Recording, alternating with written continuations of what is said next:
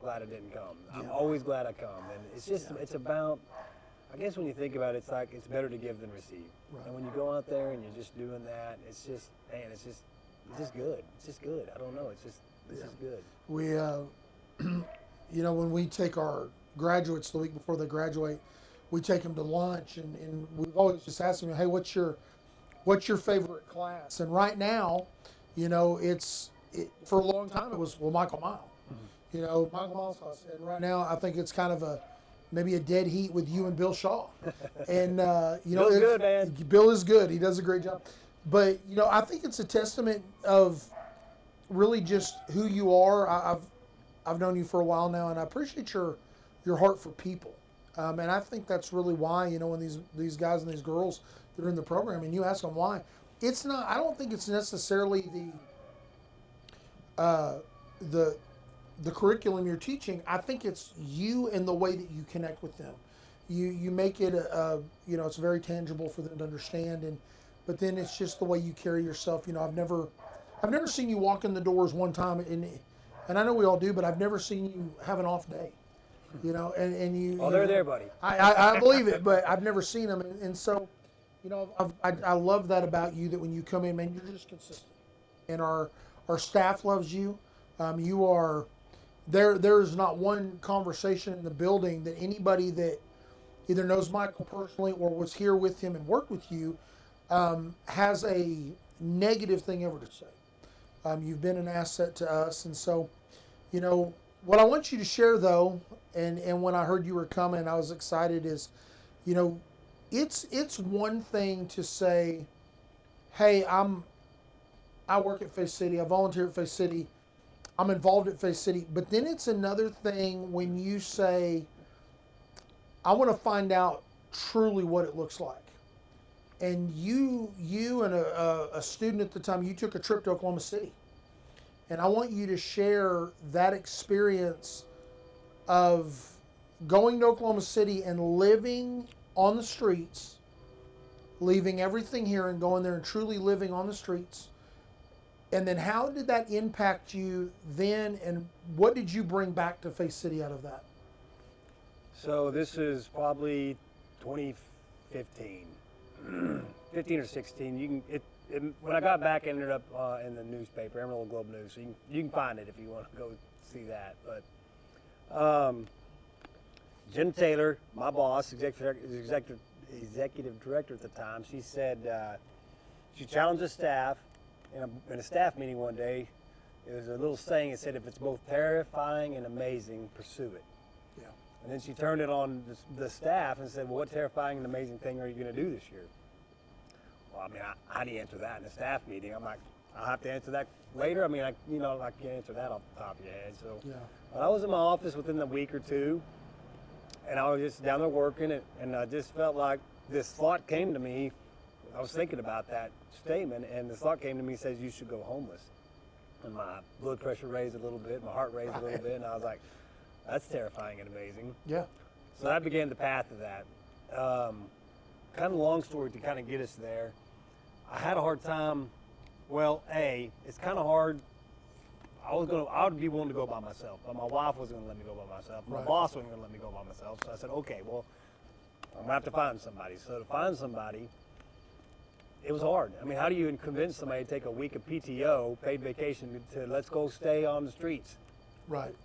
Well, so I had a hard time. And then I ran into a guy like in about June. And it was just, as a guy I knew, we was going to dinner.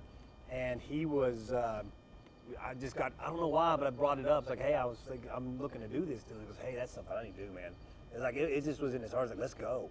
Let's do that. So I got to talking to him. We got back on point. I was like, all right. So we were getting prepared for it and all that. I was going to leave on a Saturday in September.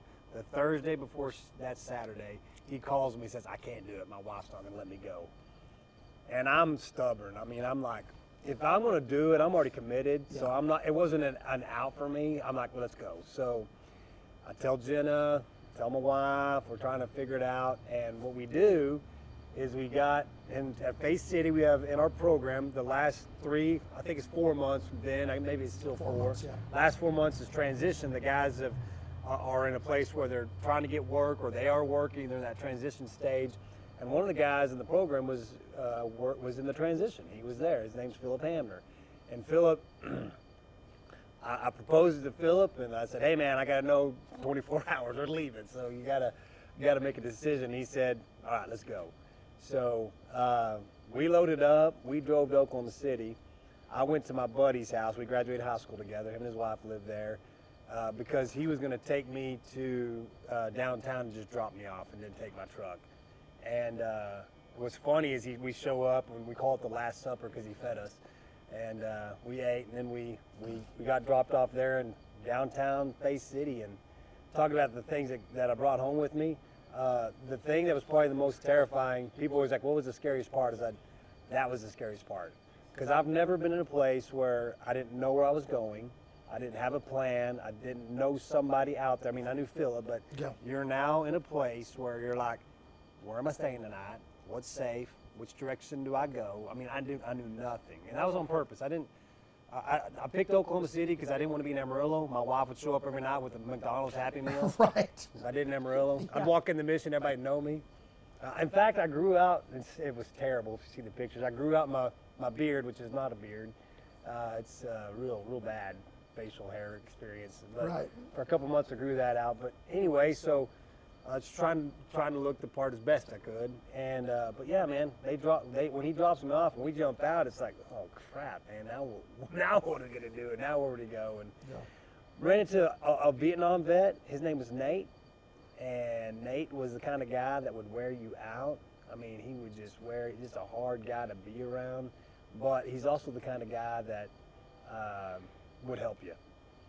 And he walked us to a place that would be safe. He took us to, I mean, it's not like he walked 100 yards. He walked like a mile or two with us and said, here, stay here. And we stayed in an alley in a commercial part of town that night. And we stayed there for 3 or 4 nights. Wow. Yeah. So how long did you do that? We went in on a Monday and I came out on a Saturday.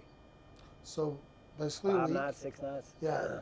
And so that experience of, you're in the elements, you're in an area you don't know, in a town you're not familiar with, living the way that many of our guests live. How did that change your perception of Faith City and what Faith City provides? Well, I'll say this. So one of the things that I do every day is I go home and I just get in my garage, open the garage, park the car, and you just, you know who your neighbors are, but you don't engage them, right? Well, when you're staying on the streets, these guys, I mean, you get to know them, and they're welcoming. They'll help you out. First night we stay in that alley, we found a mattress. And it's like a little plastic mattress and all that. So we're like, hey man, we'll sleep on this. So we'll swap out. You stay a night, I'll stay a night, we'll swap out. Well, the first night, I sleep on it. And about, I don't know, we're dead asleep. I wake up to a guy standing over me saying, hey, you're on my mattress. Right. Well, you don't have that at home, man. No one's going to walk in your house and walk up on you like that. I mean, there was no bad experience there. And his name was Michael too. And I mean, just having those kind of experiences where, I gave it to him, no problems and all that. When we peeled out in the morning, I'd wake him up. And if he showed up today, I would never know who he is because we only saw him at night. Yeah. We had guys that were, like Nate helped me. Nate showed us where to go find resources. He was instrumental, like, hey, come over here. And he showed us where some of the resources were. The very last night that we were there, we couldn't stay in the place we'd been. They had put lights up. I don't know what happened. I don't know what the difference was, but we couldn't stay there that night. So we're walking around and trying to find a place, and we're walking like in the wooded area, and this guy flashes us with his flashlight, and we walk over, and he goes, we just chatting with him a little bit. I was just trying to find a place to stay, and he invites us in. I mean, he invites 2 dudes that he doesn't know, and he's got his wife and 2 little small children. Wow. And he invites us in. And I'm like, I wouldn't do that. Right. I wouldn't invite 2 people off the street that I didn't know. I mean, that's a terrible scenario for him. Yeah. But you had those kind of experiences over and over again where they were just very helpful, very open, kind of experience. Yeah. And you don't necessarily get that. I mean, you can if you're intentional, but you know what I mean? It's easy just to go home and go about your life. Yeah, it's been my experience here that The homeless community is very communal. Man, they kind of find their tribe, or they find their little group of people, man, and they usually travel in little packs, and they're dependent on one another. And I see it across the street from here all the time, where there's a little group over here and there's a pocket over here, and they never break off from one another, and they're sharing what little bit of resources they have. Or I went across the street and told them, I said, why don't you guys come in and eat lunch? But there was a guy that rolled up, and there was a gentleman over there who's by himself, and he gave him a sack lunch. Yeah. Well, then in a few minutes, a couple more guys came up, and I watched him divide that sandwich up in 3 ways. And he shared the context of that bag between the 3 of them, and I thought, man, you're more concerned about the guys around you, and you don't have anything to offer him than this sandwich. And we live in a bubble where I have more than enough, but won't share it with my neighbor. Yeah. And that was was eye opening to me. I went over and I said, hey guys, we're fixing to serve lunch, and if you'd like to come in. They didn't take me up on it, but I watched that and I was like, they look out for each other, and I think that really moves me. But then also to see them come in here, and I've watched, especially at lunch or dinner, and there's been times I've stood in the kitchen and I've watched them. I've watched a man come in here who's eating, and there's a woman sitting next to him. They didn't come in together, but I've seen him take off of his plate and give her part of his food to make sure that she's full. That's right. And I very really, common. yeah, Very common. I'm blown away by that. I got a story about Nate. So, last night, now we never told anybody what we was doing. If anybody asked what about, we just didn't want it to be about, hey, we're just out here, Yeah. So, anyway, so we told Nate, hey, we're going to go back to Amarillo tomorrow. And he goes, no, don't go. Stay. I'm going to get paid tomorrow. He was a vet. He had probably Social Security and all that. So I'll get paid tomorrow, and I'll show you what kind of friend I am. I'll get us a hotel, and I'll show you what kind of friend I am. And I'm sitting there thinking, this guy doesn't know us that well. We've hung out with him 3 or 4 times, and he's willing to do whatever that is for a couple of guys that, he just wants companionship and someone to hang out with. Yeah. And I don't know, just to me, you just have those experiences, and you're like, man, just open your eyes. And then you bring it back here. So our first experience I have, I get back, and I've been gone for 5 days. Need a bath. I did take one shower. Anyway, we'll talk about that later, maybe. But we get back, and the first thing that happens is there's a guy here at the mission. I dropped Philip off. That's where he lives. He lives at the mission. And there's a guy sitting on the front porch at the mission, and he's like, hey, man, can I get a ride? Now, I've been walking everywhere for a week, so I knew what it was like to need a ride. I was like, yes, dude, get in here, man. I'll get you. Where do you want to go? I'll take you anywhere you want to go. Yeah. And so we drove. I can't remember. I just drove him somewhere in town and dropped him off, and see you later. And then probably saw him within a week or 2 back at the mission. Yeah. But yeah, man, I mean, it's just one of those things. Like, here's another big takeaway. I had Philip and I. We found a place. If you've ever been to Oklahoma City, they have a pretty nice little area downtown, kind of an open area. They'll do some concerts there and all of that. Well, we'd go there every day because you could charge your phone. So we were sitting on a bench. We were just sitting on a bench one day, had our Bibles out. We were just chatting, and this guy walks by, kind of dressed like me. He's walking to work or doing something, and he didn't miss a beat. He didn't miss a step. And he said, hey, man, that's a good word. Good job, and kept going. And what was amazing to me, because people were not making eye contact. People were intentionally not trying to engage you. But a guy intentionally engaged us. Yeah. And he didn't do much. He just saw us, and he encountered us. Yeah. And to me, that, again, I'm not really homeless. I'm not really, been living, trying to figure things out. I mean, I know I'm going to get out of this deal. But even with that, it made me think, you know what? It doesn't take much to make impact. Right. It doesn't take much to just say hi. Yeah. See, I see you. Yeah. And you don't have to, everybody's got their own ways they want to handle that, but man, just if you'll see somebody make a connect, that means a lot. Yeah, for sure. I had, we went on vacation to Atlanta and went to the Coca-Cola Museum, which is catty corner across the street from the Atlanta Rescue Mission. And there's a lot of businesses down there. And one of the things that I watch, and I don't see it necessarily here as much, but one thing I did notice there is pretty nice area of town, but there's a lot of homeless just hanging out on the sidewalks. And it was amazing to me to watch people step over bodies laying on the ground as though it was nothing. Didn't look in their direction, didn't say anything, just stepped over them, stayed on the cell phone. And and I mentioned to Hannah when we were there, I said, it's alarming to me that we've lost the human connection. Right. That we can so easily step over another human being created in the image of our God as though they're just trash and not give them a second look. And it hurt my heart to see that, and really convicted me to make sure that, when I come back, don't lose sight of what the cause is. That's right. What are you doing and why are you doing it? And same for you. You weren't really homeless, but in the moment, you're experiencing something you've never experienced to have a better understanding. And 3 or 4 days in, I can only imagine the fatigue and the things you're feeling. And the smells. Did I mention the smells? Yeah, exactly. You need a shower, buddy. Yeah, because that's what the human body does without a shower. Right. But for one person to say, "Hey, good job, guys." I'm kidding you not. It cost him no. He didn't slow down. Yeah. It cost him nothing. Yeah, but in the moment, you realize, man, we are seen. Philip, we are seen. The rest of these folks are seen, and that's, I think for me, that's the biggest thing that we do here, is we make sure that our guests and our student body, they're seen, and they're heard, and it doesn't mean that we're just going to allow any kind of crazy behavior, but we are going to do everything we can to meet you where you are. Yeah. And to remember that I don't know what the previous 2 or 3 hours out on the street looked like for you.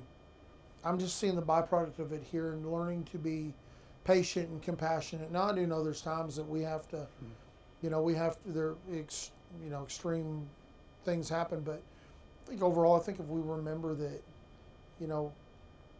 you went there voluntarily to get a perspective, but Nate, I can't imagine that as a Vietnam vet, that he came home and his life's ambition was, well, now I'm done in the service, I think I want to live on the streets. Exactly. That was not his choice, but there were a series of things that led him to that. But here he is out in the middle of it. Yeah, probably a testy personality, but more giving than probably anybody else you'll encounter. Oh yeah. Well, the thing is interesting. People always ask this about me, because they know where I've worked or whatever, and even when I worked here, it was. You probably get this question too. It's like, hey, well, so what's the deal? How do you fix it? What's the fix? I'm like, listen. It's individual. There's not like do this one thing and you'll take care of homelessness. That's just not how it works. The one thing that bothers me the most, conversations that I have is, what are you doing to end homelessness? And I'm like, I don't know the answer to how do you end homelessness. That's right. And then there's those that, well, you're just enabling. Everybody has basic needs. We're meeting basic needs. That's right. Or, my favorite one was the individual that called Hannah and said, hey, we heard that you're feeding meals to the Sudanese. And she said, we do. We feed anybody that comes in the door. Right. And they just let us know that as long as you're feeding immigrants, we will not donate to you again. And I'm like, okay, well, we'll figure another avenue out to make sure that they all have a meal. Jesus wasn't checking IDs. Yeah, and I just, to me, sometimes it's just the perception of, what's the fix, or why are you not fixing it, or why are you enabling? And at the end of the day, we're offering an opportunity. Yeah. We're giving clothes and food and shelter in the gospel, but tied to that, if you so choose, are the opportunities for us to connect you with the resource, to bring you into one of our programs, to get you someplace else, to better your life, to get you out of a homeless situation.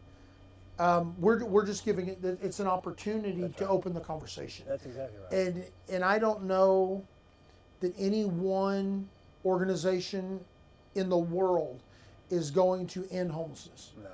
But I think that if we take it serious enough and we do our part and we meet the people where they are, and we give them their basic needs. I have a firm belief, and I've always felt this way.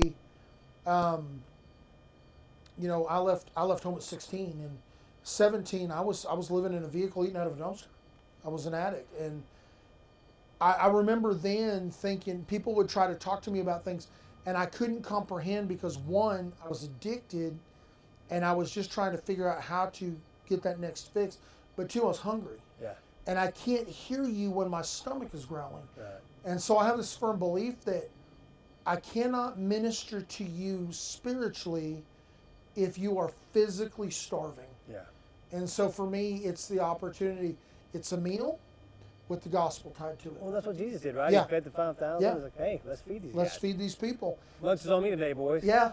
And so for me, it's, you know, I know a lot of people, they don't agree with whether they make them sit through a chapel service and cram religion down their throat. No, we're not cramming anything, but we are meeting them where they are. That's right. We're sharing the gospel of Jesus Christ, and then we're meeting their physical needs as well. That's right. And it's a package deal. And the beautiful thing for me is that is the, you know, I spent this last year and a half just looking at the history of Faith City. And when you go back to the very beginning of Faith City, It can be hope. Dick and B. Hogan, 12 beds for men, it was, when you come, we're going to have a Bible study, then you're going to eat, then we're going to give you a bed.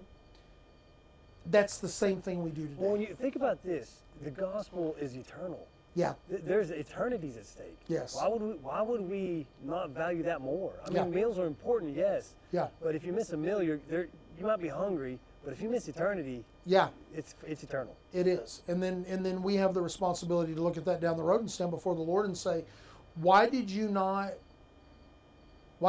take care of the little ones that I put in front of you? That's right. Well, we did.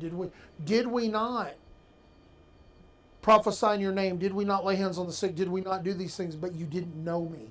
And I think the knowing part is doing what the Lord did. That's right. It's meeting people where they are, feeding them physically, healing them mentally and emotionally, and reviving them spiritually. And our job is to present them to Jesus and to present Jesus to them, and then to meet the practical needs. And I think that's one of my favorite things that we've done here. And I love the fact that, you know, for myself as the director, I've inherited a lot of great things that you guys did prior to me being here. And I love that I get to build on the foundation that you guys so diligently put in place to make sure that we do it at a high level. And so, you know, Michael, in your time at Faith City, you were on the front lines, but your role was more kind of the fundraising type stuff that you did here. But what is the one thing that you saw, you know, from the standpoint of the homeless community that you feel like that people misunderstand? When they look at a homeless individual, they get it, they have a misconceived perception. Well, I think it gets back to this. Just solving it is as easy as we'll give them a job, give them some ID. You know, there are some practical things. But I'll give you an example. Nate, back to Nate. Nate would never join the program. He preferred homelessness. I mean, that's a hard thing to overcome. I mean, what are you gonna do? I mean, you want to solve homelessness? Not if half the guys out there want to be homeless. Right. That's freedom to him. That was freedom to him. Yeah. So you know, it's back to personal relationship. That's what our programs are doing. You're building personal relationship. You're seeing that with the classes. You're seeing that with the counseling. They're living here, so you're getting them the good, the bad, the ugly. Yeah. You get a chance, the opportunity to discipline where they're at, and so the programs are built to do that. But a guy's got to be willing to want to change, and listen, I can want it. That's one thing for me. When I first came to Faith City, I'd like want to talk guys out of leaving. I was like, come on, stay. And I learned like, Michael, it's their program. Yeah. They're going to have to walk. They're the ones who have to stay here. They're the ones who have to do the work. And so you just got to be willing to let people make decisions. And I got to where I was like, hey, man, I hope you come back. I'd let them walk out. I said, I love you, man, but come back when you're ready because it's your program. Yeah, I remember early on, you know, guys would leave, and I'd try to talk them off the ledge, and Bill would always tell me, you'll figure it out. You'll learn. You'll figure it out. And I'll never forget the day we were sitting there, we had a guy, he was adamant he was going to leave. And I never will forget the words coming out of my mouth when I looked at him and I said, okay, we'll escort you to the door. And he was shocked. And I said, listen, I can't want it more than you want it. That's right. That's right. And I was shocked by the statement, but then it was like, or mom and dad who's leaving them at the deal can't want it. yeah, I was like, that's the truth. I need you to want it. And until you want it, I'll take you back down. That's right. And we'll part as friends. You can still have services and do those things, but when you're ready, you're ready. We'll be here. And listen, that's Jesus. Jesus lets the rich young ruler walk away. Yeah, he makes him make. He doesn't negotiate with him. Say, hey, you know what? Just give up half. No, he said, sell all you got, and now he held the line. Yeah. And sometimes you got to hold the line, and that's love. That is love. But people, we one of the greatest things God gave us was the ability to choose. And we still have choice. Yeah. And so until folks want to change, and listen, man, change is hard for me. There's things in my life I still need to change and work on, and it's just work. But that's the reality of it, is that there's no easy fix.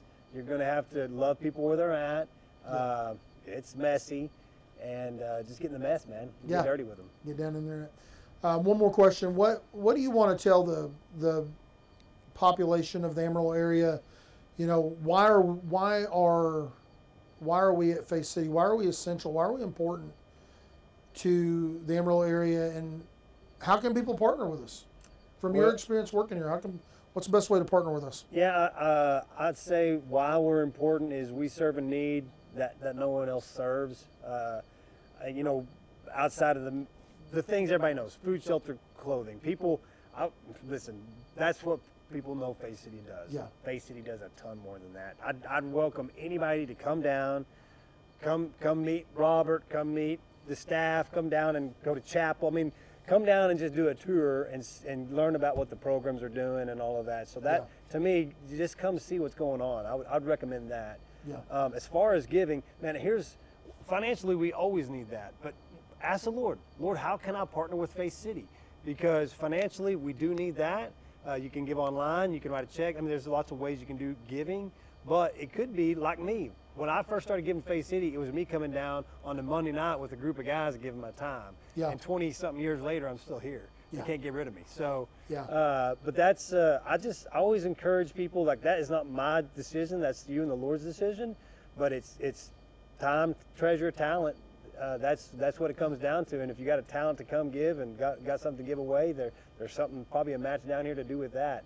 But first, come down here and get familiar with what's going on, and I believe the Lord will move that. Yeah, absolutely. Well, man, Michael, I thank you. Yeah. You know, to take the time away from your family to come down late at night and just to be a part of what we're doing tonight. But also, I thank you for being a great, you know, for me personally, rolling into this position. You've been a great support. You've been a great advocate for me. I appreciate that. It made that transition a lot more. It wasn't easy, but it was easier. So I thank you for that. But I just thank you for who you are. Who you are, not just to Faith City, but our community, and your heart for people and your heart for the Lord. I thank you. And I thank you that you took the time to come sit on this bench in the wind and just share your heart and share your experiences here and why we're important. Man, I appreciate you so much. Well, thank you. You're a great friend and a great partner. Well, I'll say this, for folks who have not had a chance, Robert's newer. He's not new. He's been around a while, but he's newer in this role. And you need to come down and meet Robert. Come and hear his heart for the mission. Come meet him. And, of course, you can watch all this 24 hours of videos. Yeah, you can go back and watch this again. But come see Robert. Come down here. Just catch the vision for, you know, where we're going. And, man, I know we're in good hands, Robert. I'm glad you're here. Well, I appreciate that. So, well, man, thank you. Appreciate you, brother. Love you, man. Thank you. All right. The dogs are barking.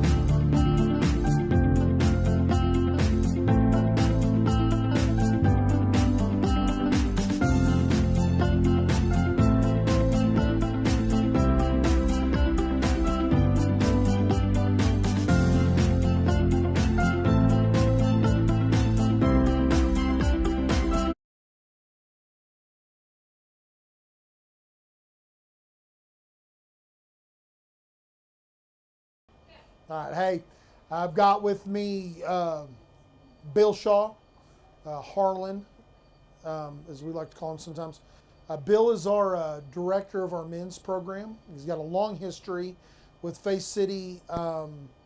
It's actually multifaceted.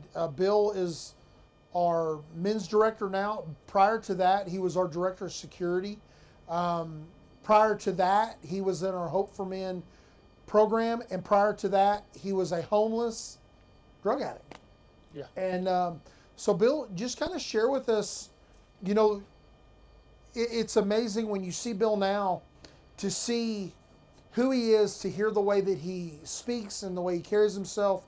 But when you go back in time and you see, you know, the first picture of Bill that they share every time you see Bill, his mugshot, and to see the transformation over the years it's mind blowing. But Bill, just kind of share a little bit about you. You're an Amarillo boy.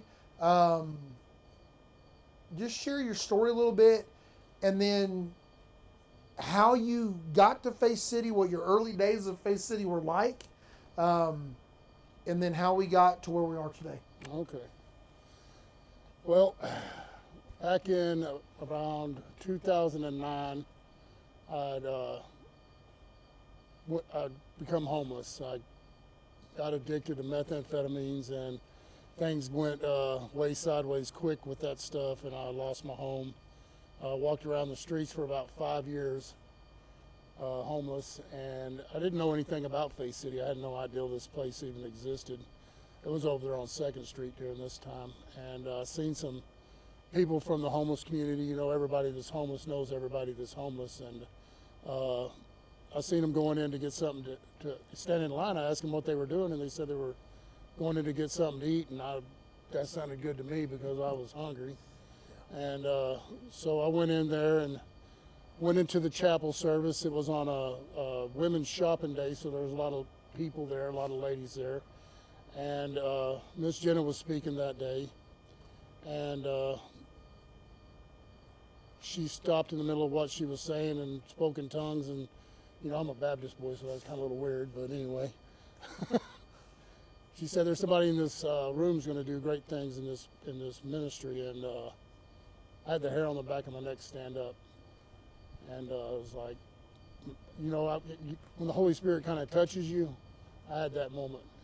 And when we got up to go eat, a couple of the ladies that were sitting next to me goes, "Man, she was talking about you," and so that kind of planted a seed. And so every time that I would come in, I would go to the chapel. They always had a good word. Good music, the gospel music really got to me too. But the men in the program had this light shining out of them, all of them. You could see that they were happy, they were healthy. And one day I told one of them I wanted what they got, and he told me in order to get that I had to do what he did, and he told me about the Hope for Men program. So one night I was I was not too far from the mission, and I had a aha moment. I came to my senses, and I went and stood in front of the doors, and I got into the program. The year-long, I'd like to tell you that I did real good, man. Did the whole year. I did 30 days and thought I had it. Right. Took off and went back out. I got this thing and ended up having to come back after 90 days and going through the program. The program is a tough program. You really have to want it to make it, because it's a year long, and all the stuff that I had broken over the years, I didn't just break them overnight, so it took a year and then some to fix what I'd messed up. But God is good, and God, you know, He gave me back my family. He opened up doors for me that wouldn't have been opened if I hadn't have done what He'd asked, you know, what He'd shown me to do. Yeah. And you know, so now for those that don't know, part of the reason I'm here is because of Bill. I met a man at Walmart one night. His name's Pete. and he's out there doing great things. But I met Pete, and we struck up a friendship. And Pete was clearly a meth addict, and I just really tried to be a friend and minister to him. And shortly after I met him, he started telling me about, Faith City, and I didn't know anything about Faith City.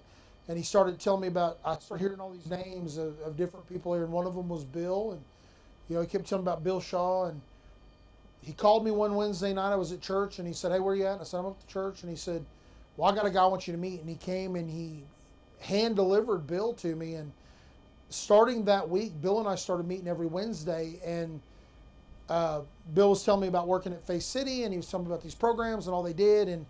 And then he said, "You really need to come down and volunteer." And I was like, I got nothing but time on my hands. I can come down. So I came down, and Bill got me plugged in. I started, serving lunch and then helping with the outreaches. And then I started speaking in guest chapel and staff and student chapel. And I found myself kind of at a crossroads. And Bill was pretty adamant. He kept talking to me about, "Man, you'd probably be a good fit at the mission. Come down there." And I'm like, "Yeah, I don't think that's what I want to do." And well, lo and behold, I ended up meeting with Miss Jenna, had a lunch, and she offered me a position here. And I ended up coming to work, and Bill started showing me the ropes of Faith City and teaching me a lot, not just about the mission, but also about those that we serve. And I had done some street stuff before out there, sack lunches and just some different stuff. But this was, for me, was different. It seemed very intentional. And so Bill played a great part in that and getting me here. And then I'm really in the role that I'm in today, in part to Bill. Bill's been really been a great partner here. We're friends outside of here. We were before I came here, but Bill's got a heart for what we do. And so Bill, with your experience and your history now, you've got, how many years have you been on staff here? 10 years. 10 years. And so in 10 years, you've seen a lot of things, you've experienced a lot of things, you've seen a lot of tweaks and changes that have taken place.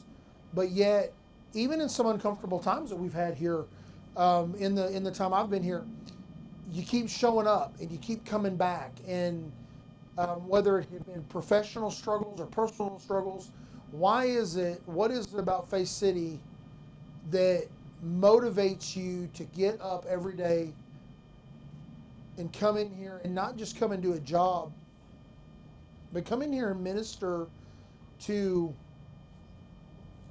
our men? But one of the things I do appreciate about you the most is the fact that even though you are this many years removed from homelessness and addiction, you still recognize the people that are still out there in it, and you call them by name. And if there's something that's off kilter, you explain that to us. You know them from your time in security, your time out there. You know them at a level that you can explain the reason they're acting the way they are is because of this, or this is what they're trying to communicate, but they don't know how. That's a gift you have. But why? What is it about Faith City that has hooked you? That every single, and you tell me all the time, "Man, this is it for me. I'm not going anywhere else. I'm in this thing until the Lord calls me home." Why? What is it about Faith City? Well, you just had Michael on here. And Michael was one of the men, whenever I came into the program, that loved me when I was unlovable. And I talk about the men having the light shining out of them. A lot of these people come in, most every one of them come in, and the light's dim, and they're unlovable. And I feel like I owe that back to them because it was given to me. It's a privilege and an honor to watch that light turn on and watch them shine and come to life. Yeah. There's nothing like it. You couldn't give me, no amount of money is going to pay that as a job. That's the biggest payoff for me. Yeah. Just the other day, I did an interview with a gentleman, and I had to walk away and shed some tears because I felt like I was interviewing myself back whenever I was in that wreck. Yeah. And I, you don't even, I couldn't explain to you how much it means whenever somebody says, I'm where I'm at because of what you did. Well, I'm where I'm at because what somebody did for me, so I Yeah. could do it for you. And somebody did it for them so they could do it for me. So it's just God moving in my life.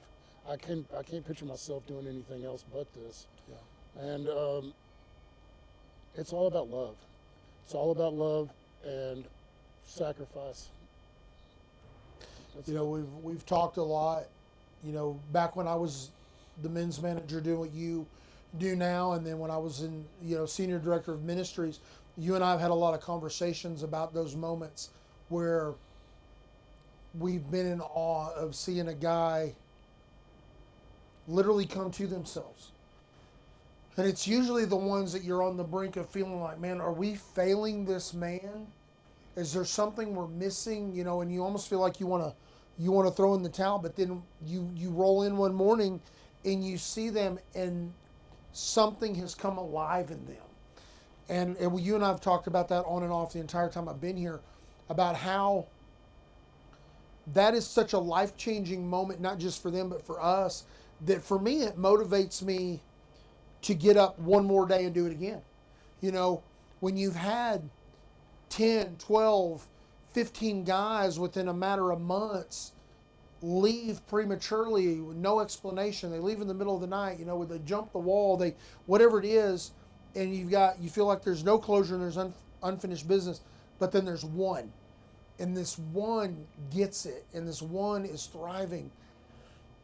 And when you want to throw in the towel, you look at the one and you say, man, you know, where would I be if somebody would have prematurely abandoned the ship because 10 other guys didn't get it, but I was really trying and I just wasn't there yet, and they gave up. And so I always remind myself, you know, don't give up, stay the course, and look for the treasure and look for the victories, even no matter how small they are. Look for the victories in it, and I believe you do that. But with that being said, what is one encounter or story you've had? And I've asked this multiple times today, but one encounter with a student, a guest, but it's when you go back and you think about that individual, it encourages you, it brings a smile to your face, and you still see them thriving. They're still on top of their game. They're healthy, they're whole, they're doing the thing. What's the one? Oh, man. And I know there's more than one. What's the one? Well, I'll give you the one that popped straight into mind. It's a young man. His name's Austin. We don't like him too much, do we? Oh, I love Austin. But I get a call one night, and you know, these guys they work for free because they're paying for their room and board in their classes while they're there for 8 months. Right. And they don't have any income, but they're well fed and they're well taken care of. But he was going through he went into sorting to look for a belt. He needed a belt, and he pulled out this belt, and this belt had hundreds of dollars in a little pocket in it. Yeah. I think $800. $800 and $100 bills. And he calls me and tells me to come get this. And, you know, nobody would have been the wiser had he not said a word. But I look at that and I see the integrity in that, and I'm like, I'm in awe, man. Yeah. I mean, $800 to go good for somebody who's got a job. Right. You know, and for him to do that, and that just shows the character and the class act that he really is. Yeah. And there's so many other stories, but that one, just when you said that one came to mind because it impacted me. It impacted my friend. And he was sitting there going, man, I could have all I need is a pack of cigarettes. And my friend says, I'm getting him a pack of cigarettes. I remember seeing the email and coming in the next week, and the $800 had been given to me, and we're trying to find out who made the donation and whatnot. And I called Austin up to the office, and I just asked him simply why.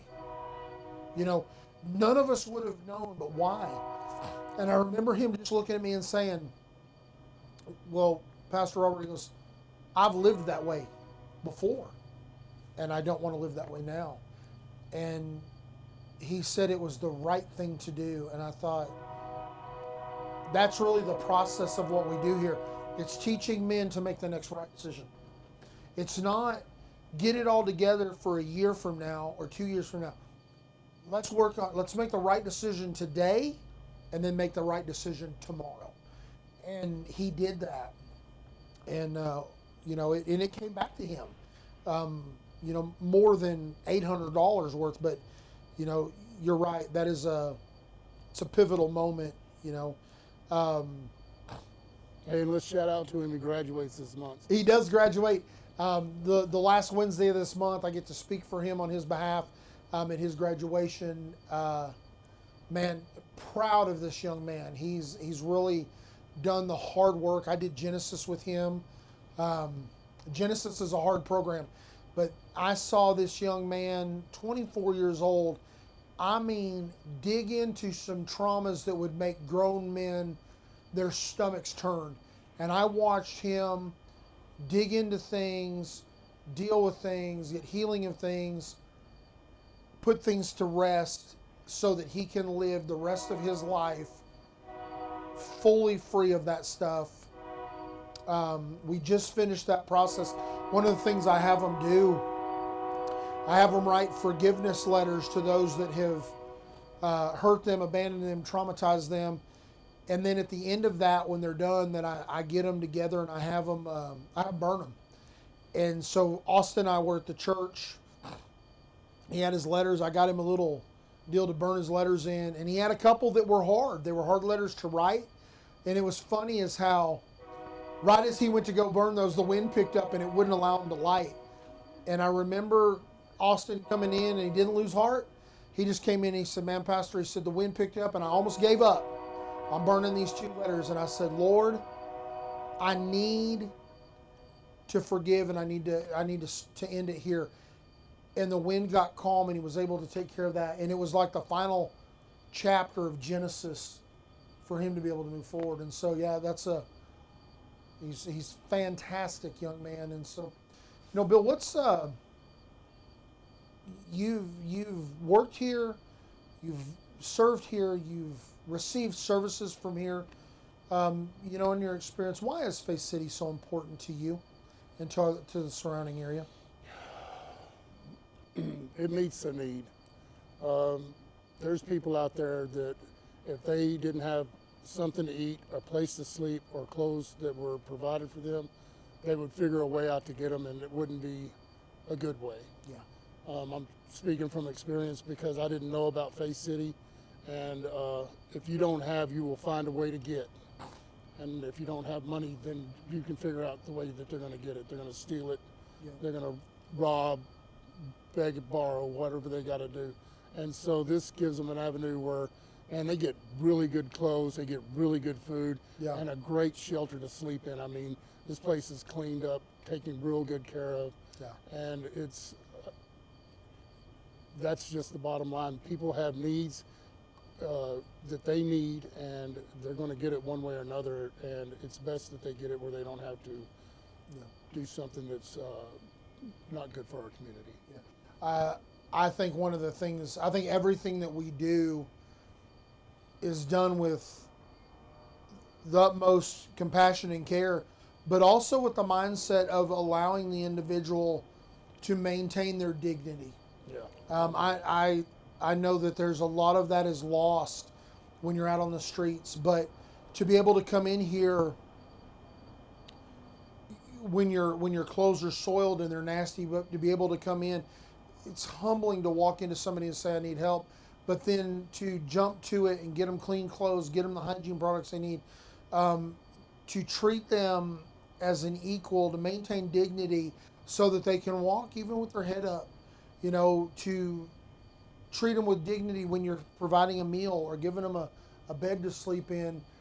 to let them know, hey, we're not here to shame you. We're not here to marginalize you. We're here to help. And I really think that's probably one of my favorite things about us as a staff.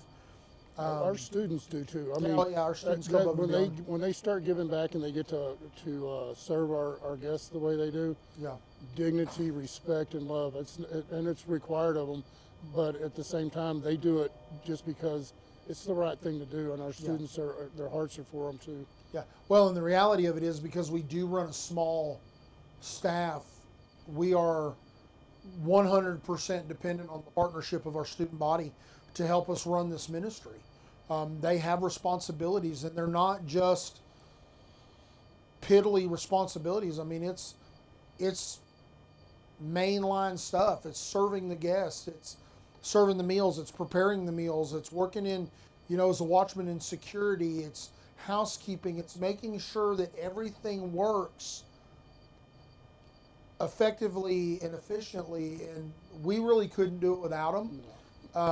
And so I'm thankful for our student body that does it, but also I'm thankful that we give them the opportunity to come back and serve somebody else, to be able to humble themselves and be able to serve somebody in a capacity that they themselves may have received those same services, but now they're giving them back. And I love the fact that we do that. And so, but what's the one thing that you would say to anybody that's listening that you would want them to know from your experience? I've asked this question to everybody that's been here. Everybody's had different answers, but from your experience, what's the one thing, if you could communicate to Amarillo, that you would want them to know about the importance of Faith City Mission? So what I would say is, if you don't know about Faith City Mission, come down and visit us. Ask for a tour. Come down and volunteer. Get to know us. It speaks for itself. Faith City is, I believe it's divinely put together. I believe every person that's on staff, God has placed them in the position they're in. And I don't think God makes mistakes. So come down and check us out. Okay. Well, Bill, I thank you. It's my honor to not just be here with you. I get to call you friend. Yeah. We're friends away from here. We've been friends away from here. I think for me personally, your loyalty to me is not just as the director here, but as a friend. We've been through some really great times together. We've been through some really crappy times together. Yeah. And when the dust has settled, you've been there. And I appreciate that about you. I appreciate your diligence and your commitment to Faith City, but I appreciate your commitment to me as a person. Back at you, bro. Yeah, we won't get into the details of it, but there was a time in life when Bill was willing to lay everything down to protect me in an area, and I will never, ever, ever forget that. I'm forever indebted to you. And so, man, I thank you. I honor you. I'm proud of you. I've seen so much growth in you personally, spiritually, and here at the mission. And man, it's a beautiful thing to be ground level with you. And so, thank you. Thank you for being here tonight. You've been here. You worked all day, and then you've been here since you got off. You have not left, and I know you got a couple more hours that you've committed to stay, and I thank you for that. I know it's not always convenient, but it's worth it when I can look up and say, man, we are surrounded by some fantastic people, and you're one of them. Yeah. So, brother, I love you, and I thank you. Love you back, bro. All right.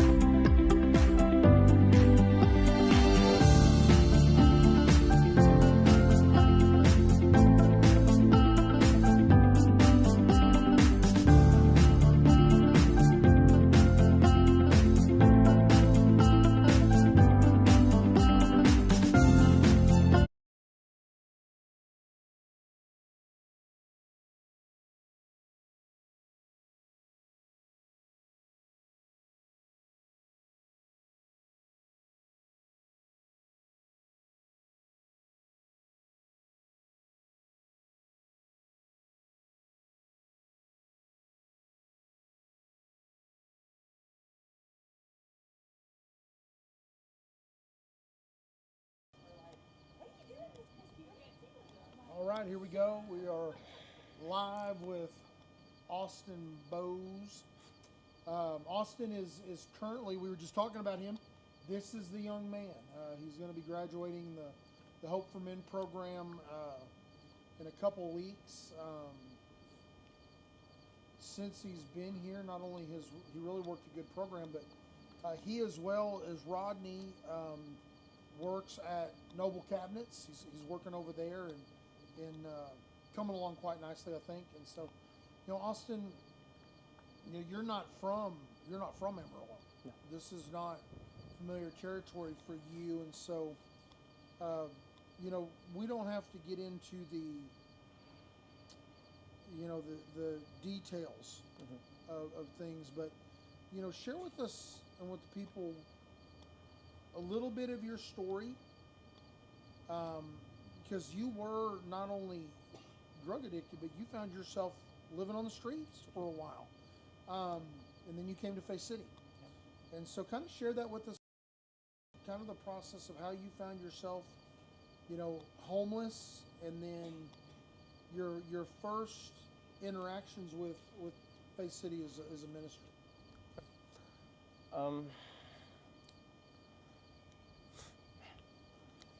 Sorry, this is like a very surreal moment. Like, it's just, today was actually like the 1 year anniversary of me being sober from alcohol. So this is just, today's been a very crazy day. I've been thinking about like what happened for me to come here, and it's been nuts. I mean, this last year has been just so much.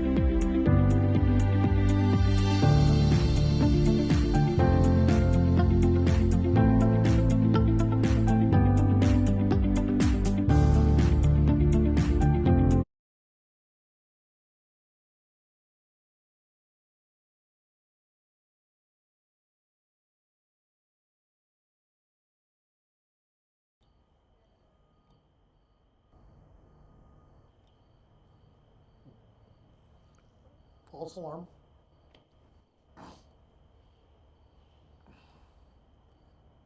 Good. Are we good? So we were back. We apologize. We had a technical difficulty with our sound system, and so we're back.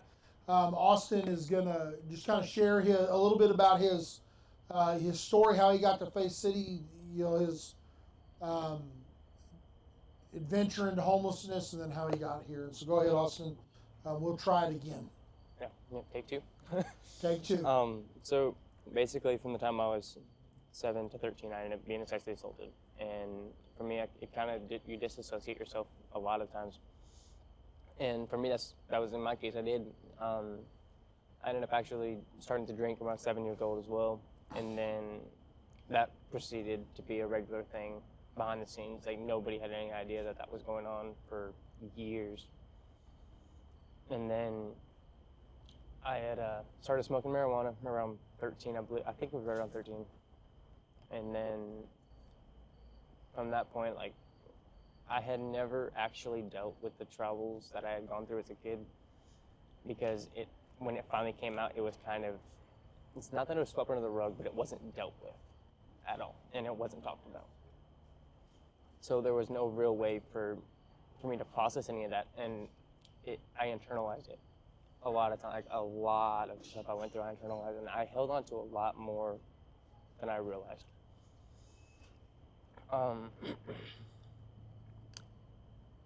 When I turned about 16, I ended up going to public school, and for me, that was a culture shock, because I was homeschooled from 1st grade all the way up to 9th grade, and for me, that was a rough thing, because it was a major culture shock, because the fact I went from knowing 4 kids in my class, making me, including myself, plus my siblings, to a class of 30. And so for me, it was insane. And I didn't hear cussing on a regular basis.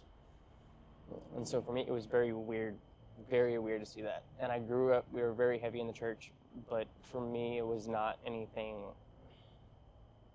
It's a good church, and I'm not trying to talk down on the church or anything, but for me, for what I see Christianity as today and everything like that, it was like a cookie cutter Christian. And it kind of rubbed me wrong a little bit, because it didn't feel quite right. I ended up later, after public school, I had a friend of mine, his name was Nathan Hallbaker, and he ended up committing suicide in my sophomore year. And he was the first real friend that I had made.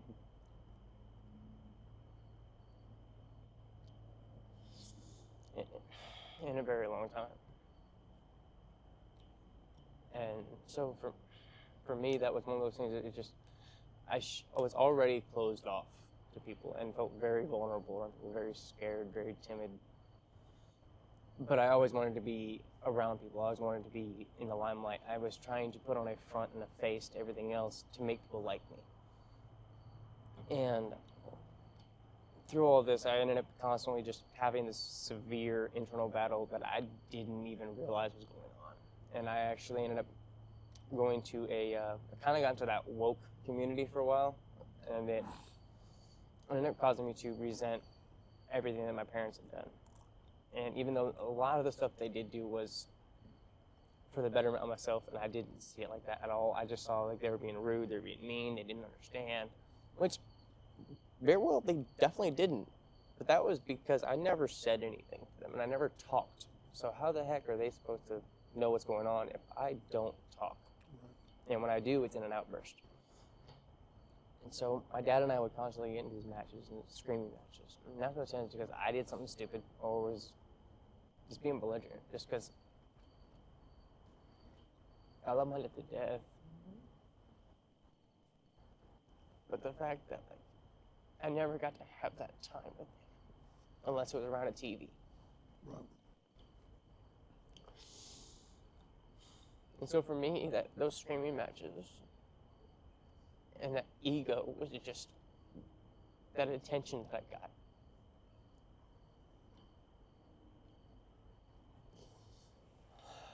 And it happens on such a frequent basis that was like the only time that I really got to get anything. And I know now it's not because he didn't want to, it's just he didn't. I know my dad blamed himself for what happened to me as a kid. And at the time, he didn't know how to confront it. And I think deep down, I blamed him for a lot of it. But I didn't know that. I didn't know how to dissect my emotions and how to identify my emotions. I didn't know what emotions were, to be honest. Like, I thought I did, but it was very base level, like very surface level of what was going on. And I ended up getting into methamphetamine when I was 18. I remember the first time I left home with my parents back when I was 16, I ran away because my dad told me straight up, if you don't like the way it is, then you can leave. Well, I took that as an invitation of, okay, you can get me out. And, man. So from like 16 all the way up to 24, I did this bouncing back and forth of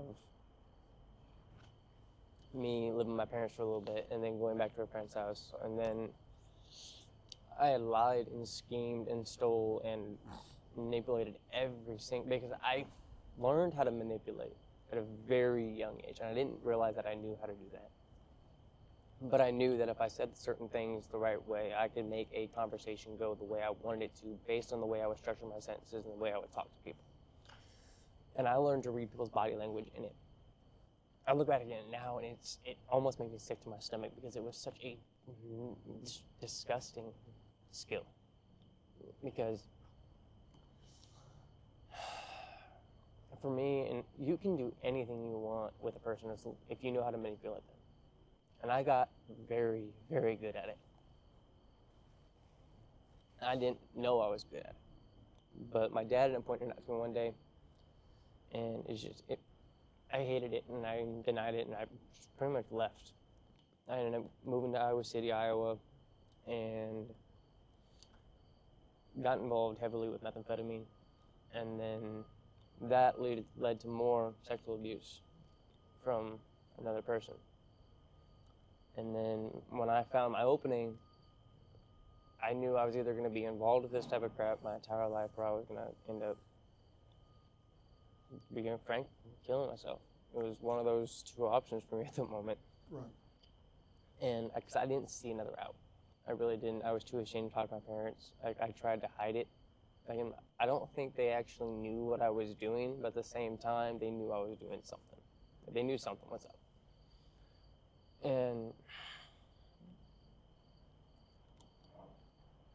I ended up finding my opening, and I left. I ran as fast as I could, and I did not turn back on that one. Like, it's just, I wasn't going to go through what I had already gone through again. Especially at this time, I was already an adult. I wasn't going to do it again. And so I slept in my car for a couple of months, and then this process continued, and I would get sober or get clean from methamphetamine, but I always kept drinking. And this process repeated itself for 3 years. Yeah, no, 4 years. It was when I was 18 till, no, longer than that, 6 years, until 24 or 23. And then this last February 3rd of 24, I ended up finally getting to a point where I was so deep in my addiction that I was 98, literally 98 pounds. And that's the smallest I've ever been in my life. And it's just, I look back at I have a video on my phone of the day that I walked away from all that. And it quite literally looks like you took skin and wrapped it around a skeleton. And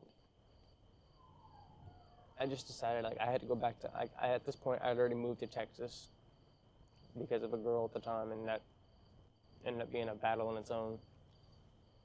And I was constantly wanting to do my alcoholism. I didn't want to, like, I wasn't done with the meth, but I still wanted to drink.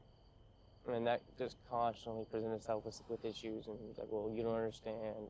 Well, they don't understand again because you won't communicate. And a lot of the stuff that I'd gone through was because of my own insecurities. And I was just passing those off on everybody else because I was reflecting. And for me, I ended up hitting a point to where I was just so lost. I didn't know who I was anymore. Like, I literally did not know who Austin was.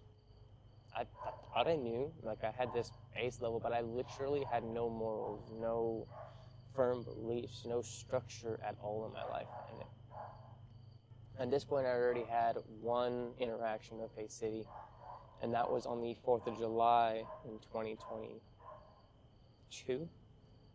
Yeah, 4th of July of 22. And it was such a, like, just alien thing to me, because back in Iowa, where I'm from, is like, I knew about homeless people in the homeless community, but at the same time, it was not as prevalent. Now I realize it's seriously prevalent in Iowa, but at the time I didn't realize that it was as big of an issue. And I had never heard of soup kitchens. Like, I've seen it on the TV and everything, but like seeing it in real life is a whole different point of view. And then when I became full-blown homeless, living on the street, was, I think it was August. No, it was end of September of 24. Yeah, end of September of 24. I had come back to Amarillo. Came back to Iowa, moved from Iowa back up to here, and had gotten to the point to where I had a plan. I was gonna get a job. I was gonna end up showing this girl that I could do this, that I was actually gonna be supportive. But now I look back at that and I kind of realize how what were you thinking type of thing. How did you think this was gonna work? And I had this dream where I was gonna get a job and I was gonna save my money up and I was gonna get an apartment and everything was gonna be hunky-dory. And at this point, I'd already gotten an OWI. I had a suspended license, couldn't do anything. And I ended up actually just getting to the point where I ended up coming to the mission, and I joined the, the overnight stay, the 30-day agreement. Yeah. And I was about to hit a year again clean from meth, and I knew that if I had stayed out there, I was going to end up back on it at some point. I didn't know how, I didn't want to, but I knew at some point it was inevitable. Yeah. It really was. And for me, it literally got to a point to where I had to be dehumanized. I literally had a person literally give more respect to a park bench than he did me. And that did something inside of me that I really can't put into words, because it was such a off feeling, and I was numb to everything at this point already. I didn't feel anything. I didn't care if I lived. I didn't care if I died. I didn't care.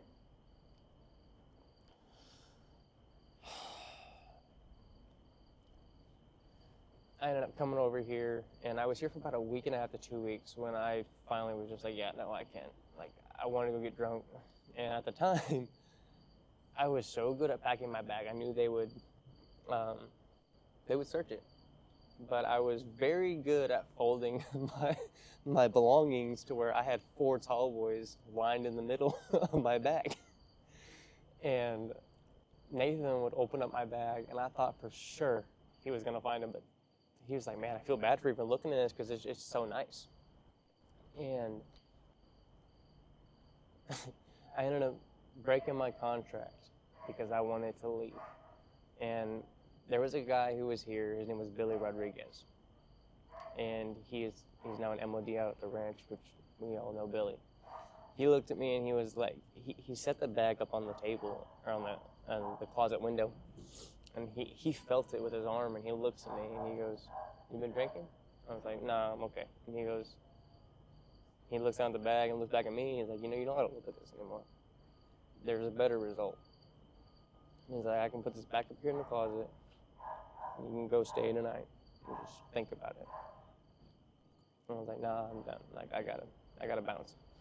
And he just looked at me and he was like, "Can I at least pray with you?" And it was weird because it made me feel something for once. Like it made, such a long time that like somebody actually cared. But at the same time, I was still so guarded that I didn't care. Like I was very distant with people. Like, and I ended up being out on the street for about 5 days. And just thinking about, he was like, have you thought about the program? And at the time, I had no idea what the Hope program was. I had no clue. Right. And I was like, no, or at the time, I was like, yeah, I've heard about it, but I'll think about it. And I had no actual basis on that whatsoever. There was no truth in that at all. Yeah. But I ended up leaving, and I remember sitting there, and I actually slept behind the dumpster over on Buchanan, right across the street from the post office that's across the street from Hodgetown. And for me, I ended up just sitting there, and I was chilling with my tall boy, and I thought, I was like, man, this is the life. Lied to my dad, told him that there was a freaking bomb threat at the Bay City Mission, and there was not. Like, dude, I was so far messed up in my head. It was, my dad called the mission and asked them what was going on. Right. And they were like, no, there's no threat. He's like, who'd you talk to? And he goes, my son. Okay, I just wanted to check, and yeah, no, not even close. And I sat there for, I think it was 5 days. It was 5 days before I finally just got to the point. It's like, okay, this is not working. You need to do something else. But I had no idea what else. And that hope for men just kept popping in my head. And so I decided to come back to the mission, and I couldn't stay because I broke my contract. But I ended up coming in, and I talked to, I can't remember if it was Grant or if it was JD when I first came up. I think it was JD. And he's like, yeah, Bill Shaw should be here tonight. And he was coming in to do something in his office. But Bill ended up being sick. And I did this cycle for 4 days straight, and I really firmly believe that it was God being like, okay, you say you want this, but you said this multiple times. I've given you opportunity after opportunity after opportunity. When are you actually going to take me up on these offers? And it was at the point to where I literally sat across the street for 4 days straight waiting on this guy. And I thought his name was Buell when I first heard about him, because the guy who was talking to me had a whole lip a dip in his lip, and I couldn't understand a single thing he was saying. And I thought he said Buell. So I'm trying to find this guy named Buell Shaw, and going to find out that is not even close to his name. Right. And they're like, "Oh, you're talking about Bill?" And I was like, "Maybe." And so finally it ended up being inclement weather for 4 days straight. And I thought that was like a common occurrence, but becoming watchman and MOD, I realized that is a very rare occurrence. Right. And I ended up being able to stay for 4 nights straight. But I still had to go outside during those days, during the day too. And I waited across the street for 4 days to be able to come in here and talk to Bill that Monday morning. He was finally there that Monday morning at 8 a.m. And I remember filling out my application, and it was very scary because I didn't know what to think. I didn't know because I had been around religion, been around Christianity for a long time, but at the same time, it was always this very vague subject. And I remember praying a lot as a kid, and it was just, nothing ever happened for me. At least that I thought. But I'm kind of getting to the point where I realized something wasn't working, and I needed to try something else. And that kind of what led me to Bay City through a very long stretch of me just bulking and fighting every little thing that God tried to put in my life. Right. So you got here, you got into the program, and so since you've been here almost a year now. You know, what does of course you've got a job, you've got some plans. Why, for you coming from out of the area, finding yourself in Amarillo, and then end up starting out as a guest, utilizing the overnight dorm, the meals, the services that we offer to the homeless community, and then joining the program. Why do you feel just in a nutshell, that Faith City is important to you? And why would it be important to those out there that may find themselves in a very similar situation that you were in, with no direction, really kind of, you know, not really sure what your next steps needed to be, other than maybe I might sleep on the streets, maybe I might not. So why is Faith City important to you, and why do you think it might be important to somebody else that might find themselves in a similar situation? For me, when I first came here and everything, that interview process was such a very taboo thing for me because it was very daunting, very intimidating. Because there was Matthew, there was Bill, there was Cody, and for me, you got three guys standing in a room facing you, trying to literally find out if they're gonna take you in. Yeah. Like, it was like one, and now I understand why, but at the time it was just like, okay, why are you like? It for me, because of being on the street for as long as I was, I did not realize how long I was homeless. Yeah. Matthew had ended up coming to me at one point, and he asked me when I first left home, and I was like, well, I mean, I bounced around couch to couch for a while, and he goes, okay, so when was that? And I didn't realize I was homeless for like 6 years. And Yeah. I had no idea that I was homeless. Yeah. And for me, I ended up, one of the statements I hated the most was, I know where you're at, I've been there. And so like I went through and I was like, I ended up hearing that exact same statement from Cody. Literally came out of his mouth in the interview. And he was like, I know where you're at, I've been there. Yeah. And I'm not gonna lie, my head shut off so fast when he said that, because I was thinking like, oh, you've been through X, Y, and Z. And Cody literally looked at me and goes, yeah. And I was like, wait a minute, what? And Matthew looked at me and he goes, yeah, me too. And Bill the same way. Like, it was, Bill looked at me and he made a statement to me. He said, you know, how did he word it? He said, you know, this place can be a family to you if you allow it. Yeah. And it was the level of concern and care in his voice that just, I was very leery and very hesitant. But at the same time, something just made me believe. Because you could feel it. When you've been out on the street and any amount of time, any addict, you can tell when someone actually cares. Yeah. And when someone's trying to play you. And for a split second, my guard was dropped. Because here it is this dude, he's very intimidating as a person. Like, Bill has a very stoic look about him. And that's something that I've admired. And I don't understand how he does it at times. Like, it's one of those things where I see guys get walked out over and over, or they leave on their own. And that is the most heartbreaking thing for me. Like, it truly is. Yeah. You build these bonds with people that you never thought was possible. You have 20, 30, 40 guys at a given time bunched up 24/7, working together, fighting together, going through disagreements and arguments, but also having this harmony at the same time. Yeah. And to find a family in all of that. And here they are, they're all a bunch of drug addicts, rodeo guys, alcoholics, something that out in the real world would never mix. But for some reason, it works so well. And I know now that that reason is God. Yeah. It's so easy to lose sight of that, but when you have a solid backing and you know what that solid support system looks like, it literally can change every single aspect of your life. Yeah. So for other people who are out there and you don't know what your life looks like, you don't know where you're at, you don't know where you're going, you don't know which way to turn.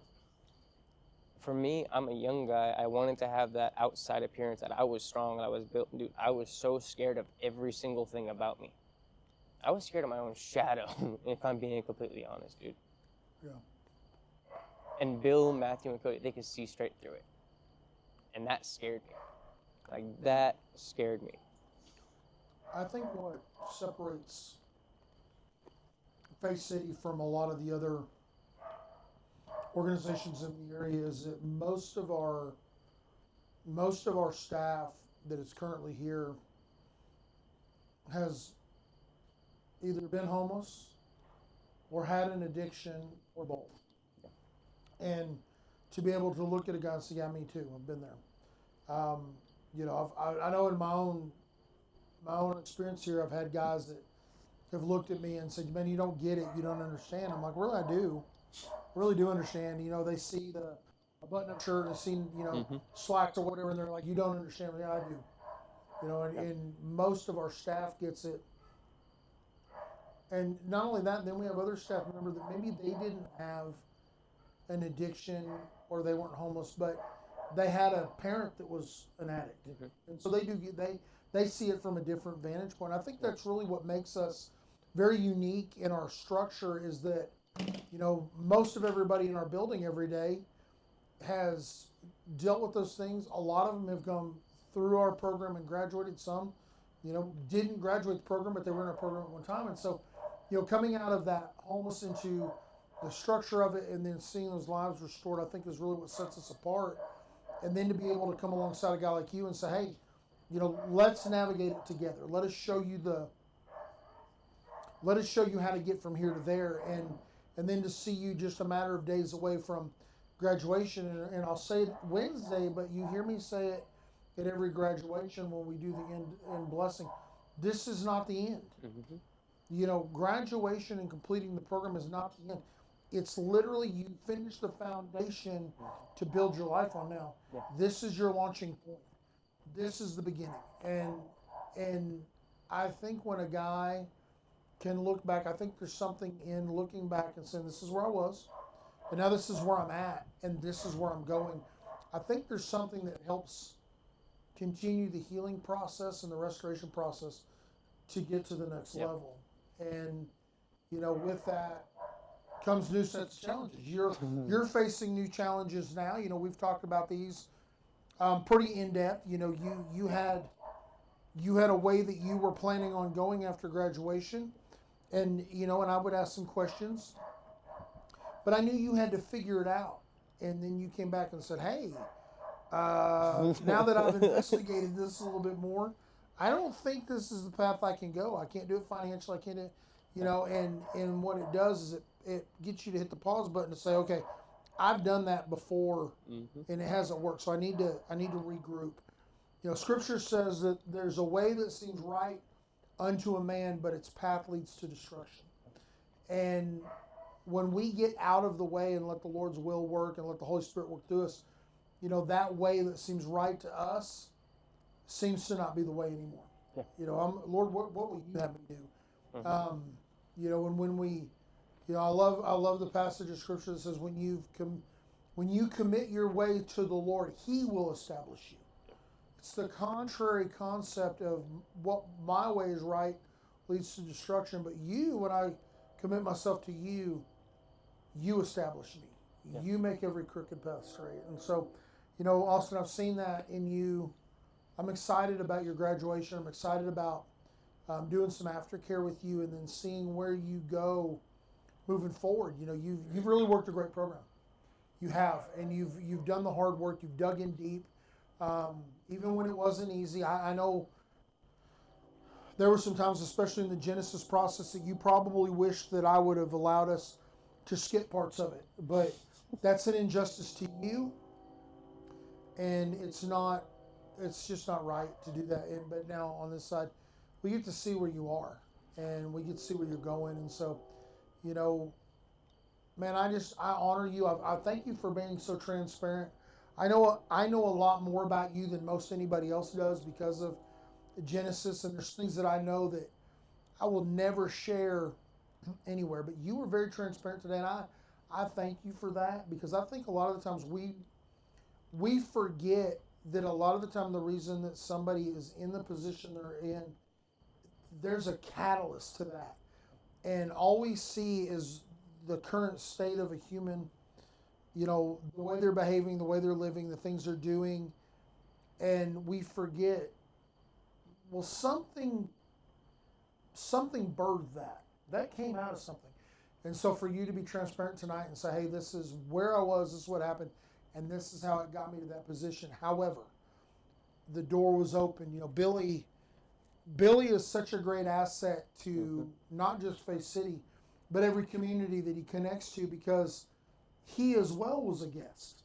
That was my first interaction with him. He was a guest here for a long time before he came into the program, before he got his life turned around, and now he's, you know, when he comes in and he's MODing or whatever, volunteering, he's at the front door connecting with other men, and I think that's vitally important. Now I see you doing it, and so, you know, Austin, I just encourage you to stay the course.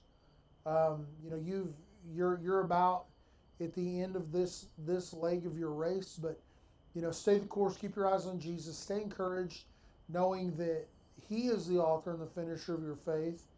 He is going to establish your way, and you will, even when it doesn't feel successful, you'll be successful. Yeah. And so, man, I honor you. I love you. I'm proud of you. I've enjoyed just our time together. Has been a really great experience. And so, man, I bless you. And in just a matter of days, man, we're gonna celebrate graduation, and you're gonna be able to now sit in a spot where so many others didn't make it to there. You literally do become a part of an elite group of people that, man, they buckled down and did it. And be able to look at the guys coming behind you and the ladies coming up behind you and saying, don't give up. Yeah. It's worth it. The hard work is worth it to get out of the position you're in so that your life can be fulfilled. So, man, I honor you. I thank you. Thank you for, I know it's a late night. I know that you got to get up in the morning and go to work. And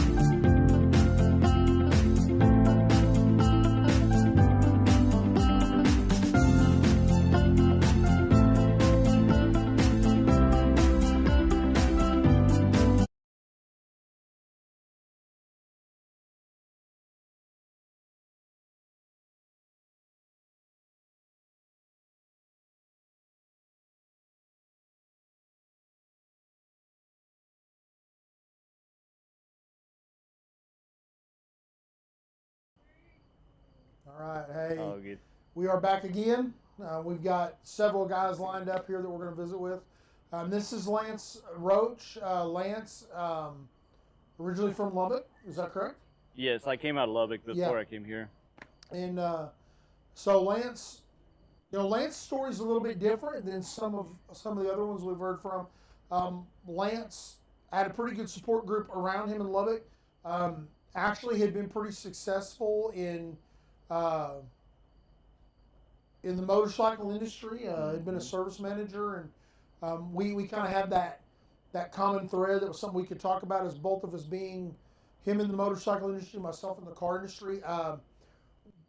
But when Lance came to it, he was dealing with an addiction.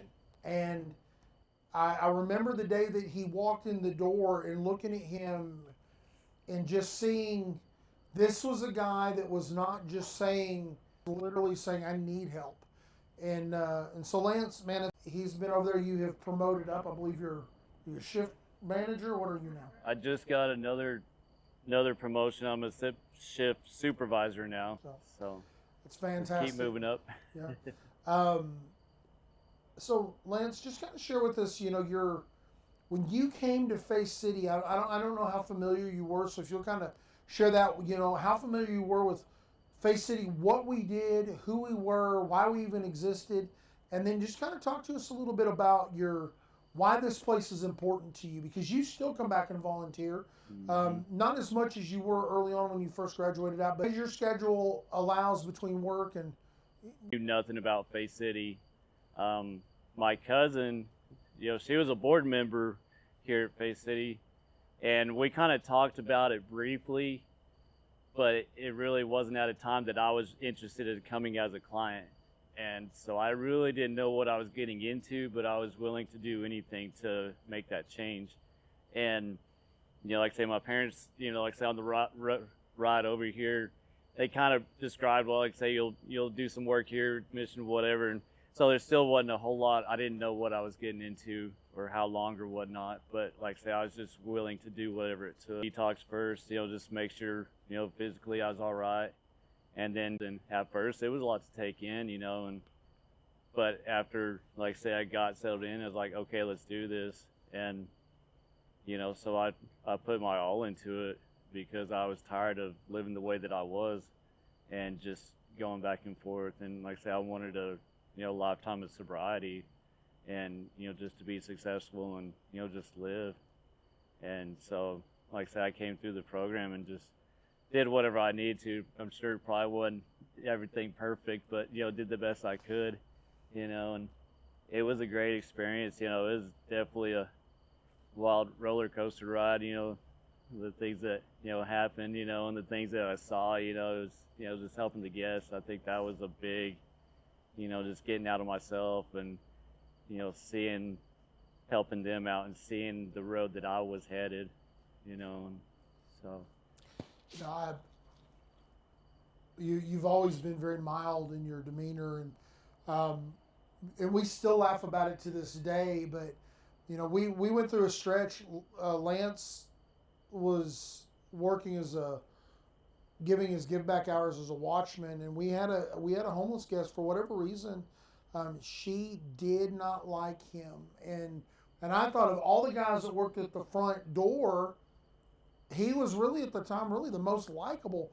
But this individual, she set her sights on him, and we laugh about it now, but I felt kind of bad for him in the moment because this young lady would yell at him in the dining room. She'd yell at him outside. She would just say off the wall stuff at him, and Lance just took it in stride, and he would just be like, "I'm just literally trying to help. I didn't do anything." And but I think it was pretty eye-opening for him to see kind of a different side of things at Faith City in that, but he handled it really, really well. He's really one of our favorite guys to have come back, especially like when we do an outreach and we need extra eyes and hands to do things. He's one of our favorites to come back because he is so diligent in that. But Lance, you came through the program and you've been pretty consistent staying. One, you stay in contact with us, which I think is huge for the success of any individuals to stay connected to your community. But then you've also been willing to come back. I know there's been multiple times when Miss Shannon's called you and say, "Hey, I need a volunteer. I need an MOD. I need this." And as your schedule would allow it, you have always been willing to do that. Why is that? Why are you willing when there's so many other things you could go do? Why are you so willing to come back to Faith City? Even like tonight, right. you just worked. I don't know how many hours you worked. Lance literally just got off work and came straight here to do this interview willingly. Why is that? Why are you so committed to coming back to Faith City? To me, I mean, like I said, I know that, like you said, I haven't been doing as much as I could, but like I say, to me, it's important to me to give back to, like I say, this place has given me my life back, and it just gave me that extra start again. And I really enjoy coming back, doing the outreaches and, seeing everybody and, just seeing the guys in the program. I mean, just talking with them and sharing my experience, a little bit of insight, like, well, kind of how it was when I was, and just kind of give them an encouragement and show them, okay, this is something, give them, hey, there is, light at the end of this road, and this is what can come out of it. There is some success out of it, and it is possible. And, it just another reminder, like I say, just where I was, and it just keeps me humble and just keeps me striving to keep going, and just keep giving back, because if I forget that, to me, I lose sight of where I'm headed, and it can take me in the wrong direction. So it just helps me to, like I say, just keep going in the path that I will need to be going. And Lance, what is the one thing, man, that you look back and you had a moment? There was one thing that in the program that impacted you that said maybe it wasn't. So many guys they hit the wall and they're like, man, I'm gonna leave. I didn't really ever see that in you, but what was the moment for you while you were at Faith City Mission that you can look back at it and say, I knew at that moment that I was not just going to finish this program, but I had the tools to be successful. I knew that I could go to the next level. What did that moment look like for you while you were here? there was a lot of different. I think a couple of the first turning points for me early on. Like I say, I was a watchman, and one thing that really sticks out to me, and that I won't ever forget, that day, but we had a guest that was coming in, and we saw him declining and getting sick, and we were trying to get him to go to the doctor, and he just wouldn't, and he'd be out there for a couple days, and we'd go out there and check on him, and like I say, he's like, just let me handle this how I want to. And like I say, it did come to a time after we were about to go to a meeting that he was out there, and someone said we need to check on him. I went out there and he wasn't alive, and just seeing that and just knowing him before, and he just always was really smiling, and he got a piece of my heart really quick, and to know that he died out there and didn't really have any family around, to go to.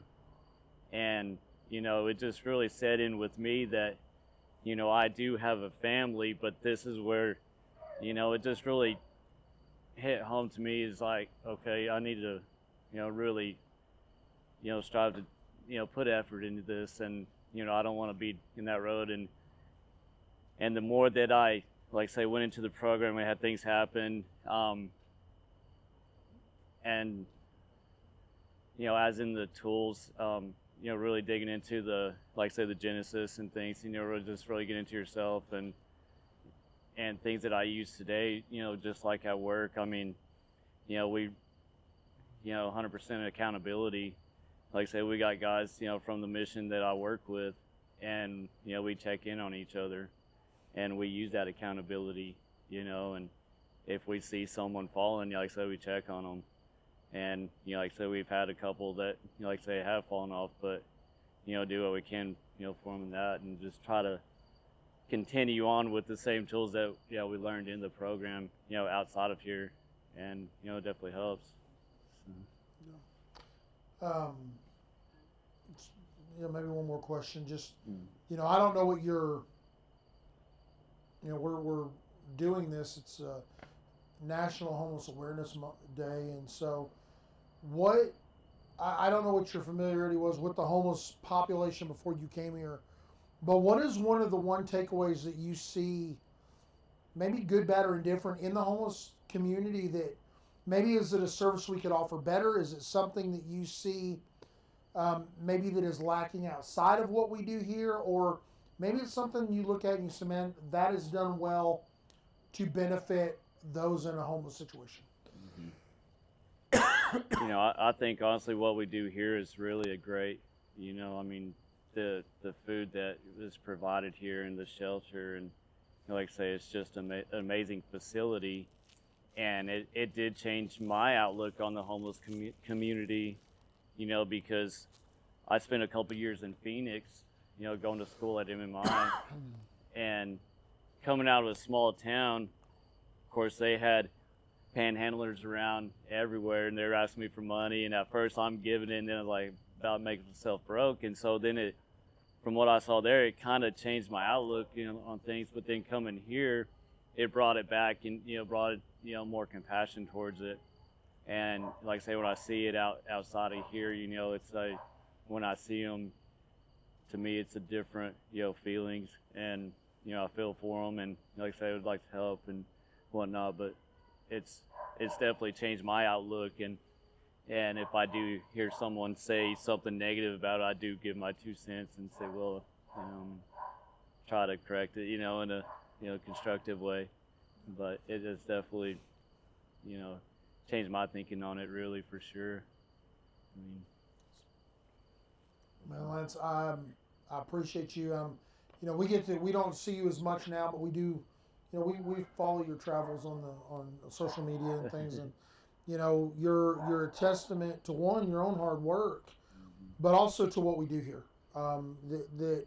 You're one of the ones we look at and we gain encouragement from you. Just being able to watch you and say, man, the guy's he's doing everything that he came to do here, and then he's still doing it on the other side at a high level. And I can't say enough about you. I appreciate you. I thank you for coming after working all day, coming in the middle of the night, when it'd been real easy to go home and relax a little bit before you try to catch some rest, and just to take time and sit with me, kind of share some of your stories, so some of those tuning in can hear.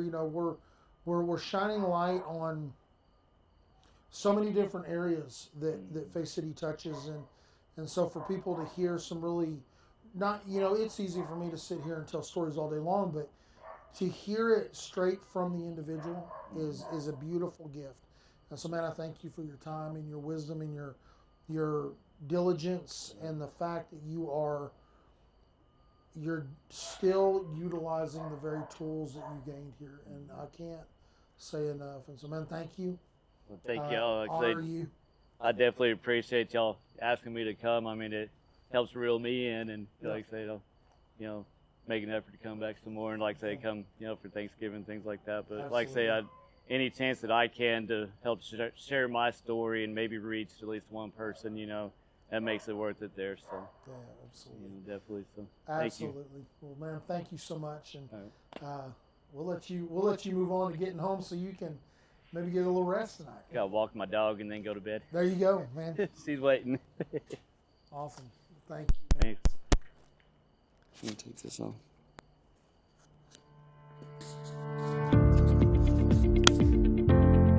Hey, good to see you. Thank you.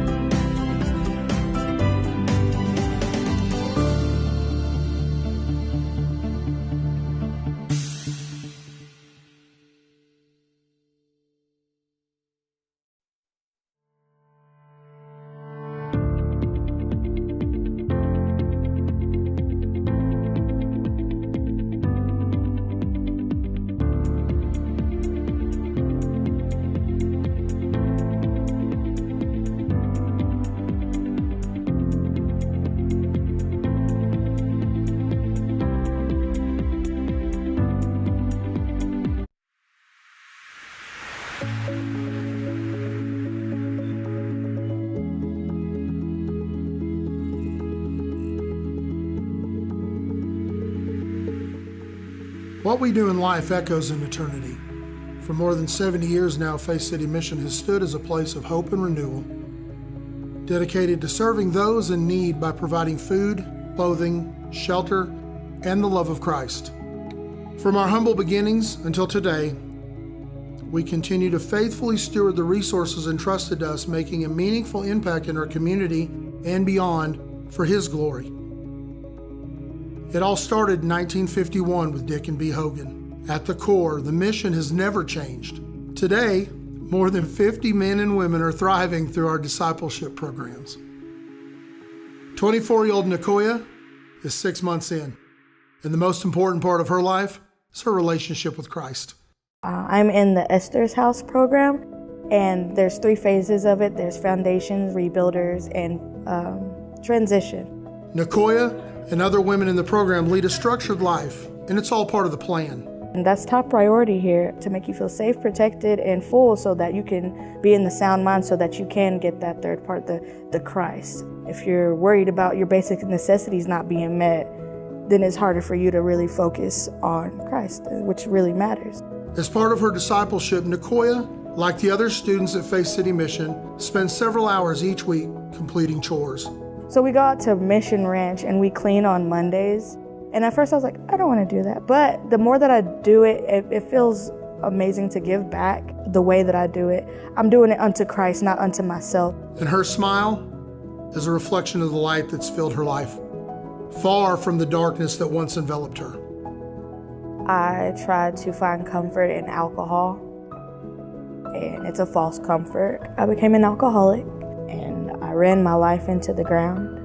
I couldn't do it on my own anymore. So I came here. And it's here where in 2024, more than 73,000 meals were served.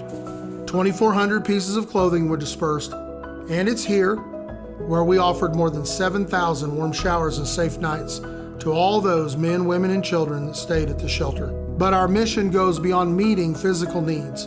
It's about life-changing spiritual transformation. Last year, over 120 individuals like Rodney committed their lives to Christ. I'm not gonna say from the moment I got there, but early on, my heart just started changing. And I think they took me to church. The Lord did the rest. Today, Rodney works at Noble Cabinets, using his hands to create something he never once imagined possible. The California native is far removed from his previous life. I never worked in my life. I joined the gang at 11 years old. I pretty much ran with the gang and sold drugs my whole adult life. Never even thought I wanted a job. Pretty much misinformed about society. Accountability was foreign to me. Rodney is the perfect example of how God changes lives and the power of redemption. At 16 years old, I was certified as an adult. And I was sentenced to 40 years in TDC. I ended up spending 23 years. I got out of prison at 39. I did what I always did. I immediately started selling drugs. I went back to prison. When I got out of there, they actually drove me to downtown Amarillo and just dropped me off at the bus stop. I had about $1,500 in my pocket, and I just assumed that I would, sell drugs and get in touch with old friends again. That pattern changed when a friend led Rodney to Faith City Mission, and the rest is history. I'm not gonna say that it was easy, but it was fulfilling, and the people around there, they just refused to let me give up and fail. So every time I would think about leaving, someone would just pour into me. So I stuck it out, and within months, I knew my life was changed. It's crazy because you spend your whole life believing one thing. I just realized that all the things I thought I knew were false. I think the biggest revelation was knowing that it wasn't about just dying and going to heaven. It was about right now. That long-term transformation through discipleship Rodney's talking about takes a year through our program called Hope for Men. All those things that carried me through that year, I try to do today, and it works. And so the mission of our founding fathers continues. As it says in Matthew 25:40, whatever you did for one of the least of these brothers and sisters of mine, you did for me. Through our Lord's blessing, we have expanded our territory several times throughout the years, from a one-room building in the beautiful Mission Ranch. We know He isn't done growing us because there are many others still needing our help. Every life we touch creates a ripple effect, impacting not just the individual, but the generations to come. It is worth it to come here. Whatever you're holding on to, let it die, because you will find new life when you come here. You will blossom. I'm telling you, the end result is amazing, and I'm only halfway done. This time next year, Nicoya hopes to begin a new chapter in her life by attending college, and you better believe she'll be smiling. In a world of such uncertainty, we know that the path before us is lit by compassion, guided by faith, and strengthened by every hand willing to help. My joy in life is my family, my wife, my dog, my church. I go by the mission a lot now, like at least 2 or 3 days a week. I had told myself and I told them when I graduated the program that my gratitude and my thank you would be my walk in life. Just to be present, just so the guys that's coming through there can see what the end game looks like. I guess that's it. Oh, my bad. Dallas Cowboys. When we lift others, we rise together. Every act of generosity becomes a seed of transformation. Join us in shaping a legacy of hope, where love in action echoes through generations.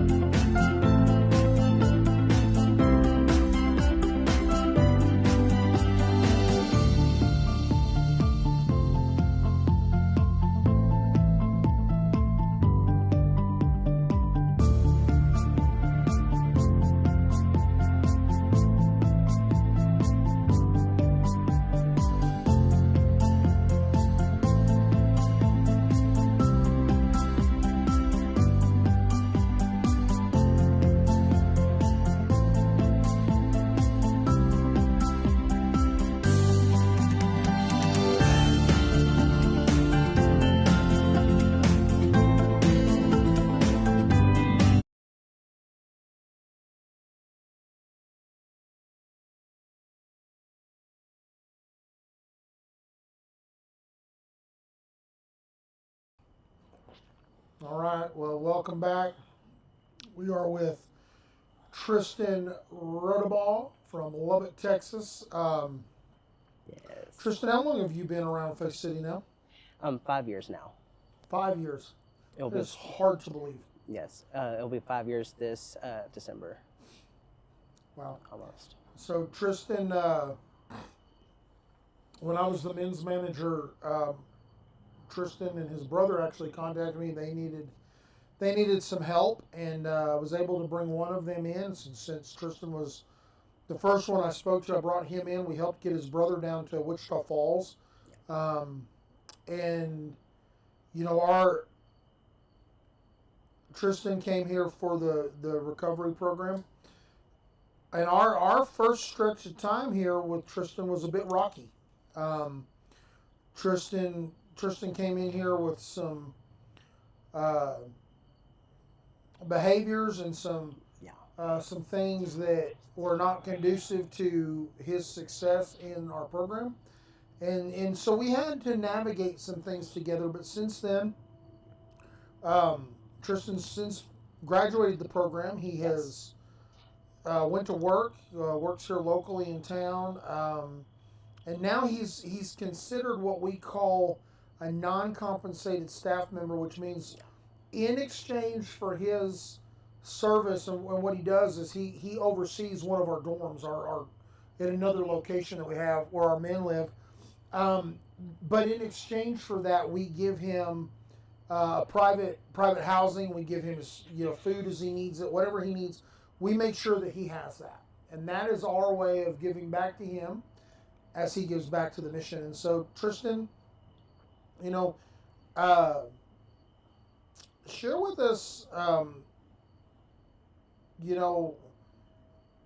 some of your backstory is, you were out there in the mix of, drugs and alcohol use and different things. And your mother had been using as well. And she made a decision to go to a women's program in Lubbock. Yeah. And after she got her life in order, Church on the Rock has a fantastic ministry there, but they also have what they call the Dream Center downtown, which does a lot of outreach. Mm-hmm. And then next to that, they have a women's. It's a women's home, and it's for women that are getting clean and sober. And Tristan's mother she went through that program. She graduated that thing, and then when she returned home, she really impressed upon her sons, you need help. We need to do differently. And so Tristan reached out. We brought you to Amarillo. We got you here, got you in the program. And so Tristan, just share with us, some of your experience in the program, but also in some of the give back that you were able to do with the homeless community. Yes, sir. There's been a lot of things. First off, I didn't. When my mom got clean, she told me about freedom. I stopped for a moment while I was using, and I just felt a glimpse of my future just shine up before my eyes, because she was telling me, like, if you want freedom, you're going to want this. And if you don't want to, then I'm going to have to cut ties with you. And that was hard for me to say. Now that had to be hard for you, because you are, my very first thing I knew about you is you are a mama's boy. Yes. You love mama, and mama loves you. And yes. So I can imagine that was a traumatic encounter when mom says, "Hey, we're going to do this, or we're cutting ties." Yes. And so share with us from there. And so this was back in July, before July, and I was using a little bit more, and then I was like, on my birthday, right on my birthday, I was like, Mom, I'm ready. And I tried doing it by myself for a whole month with my mom, and then it didn't work out. And then, of course, I talked with you, and I still waited. I waited because of COVID circumstances. It was understandable, and the Lord just works in mysterious ways, man. Right. And so, so we went. While I was waiting, it got worse and worse and worse. I was using it every single day. I was lost. But my real challenge was in the program. I mean, yes, I was using, and yes, I was doing all this and everything, but it was a lot tougher whenever I got into the program. Yeah. One of the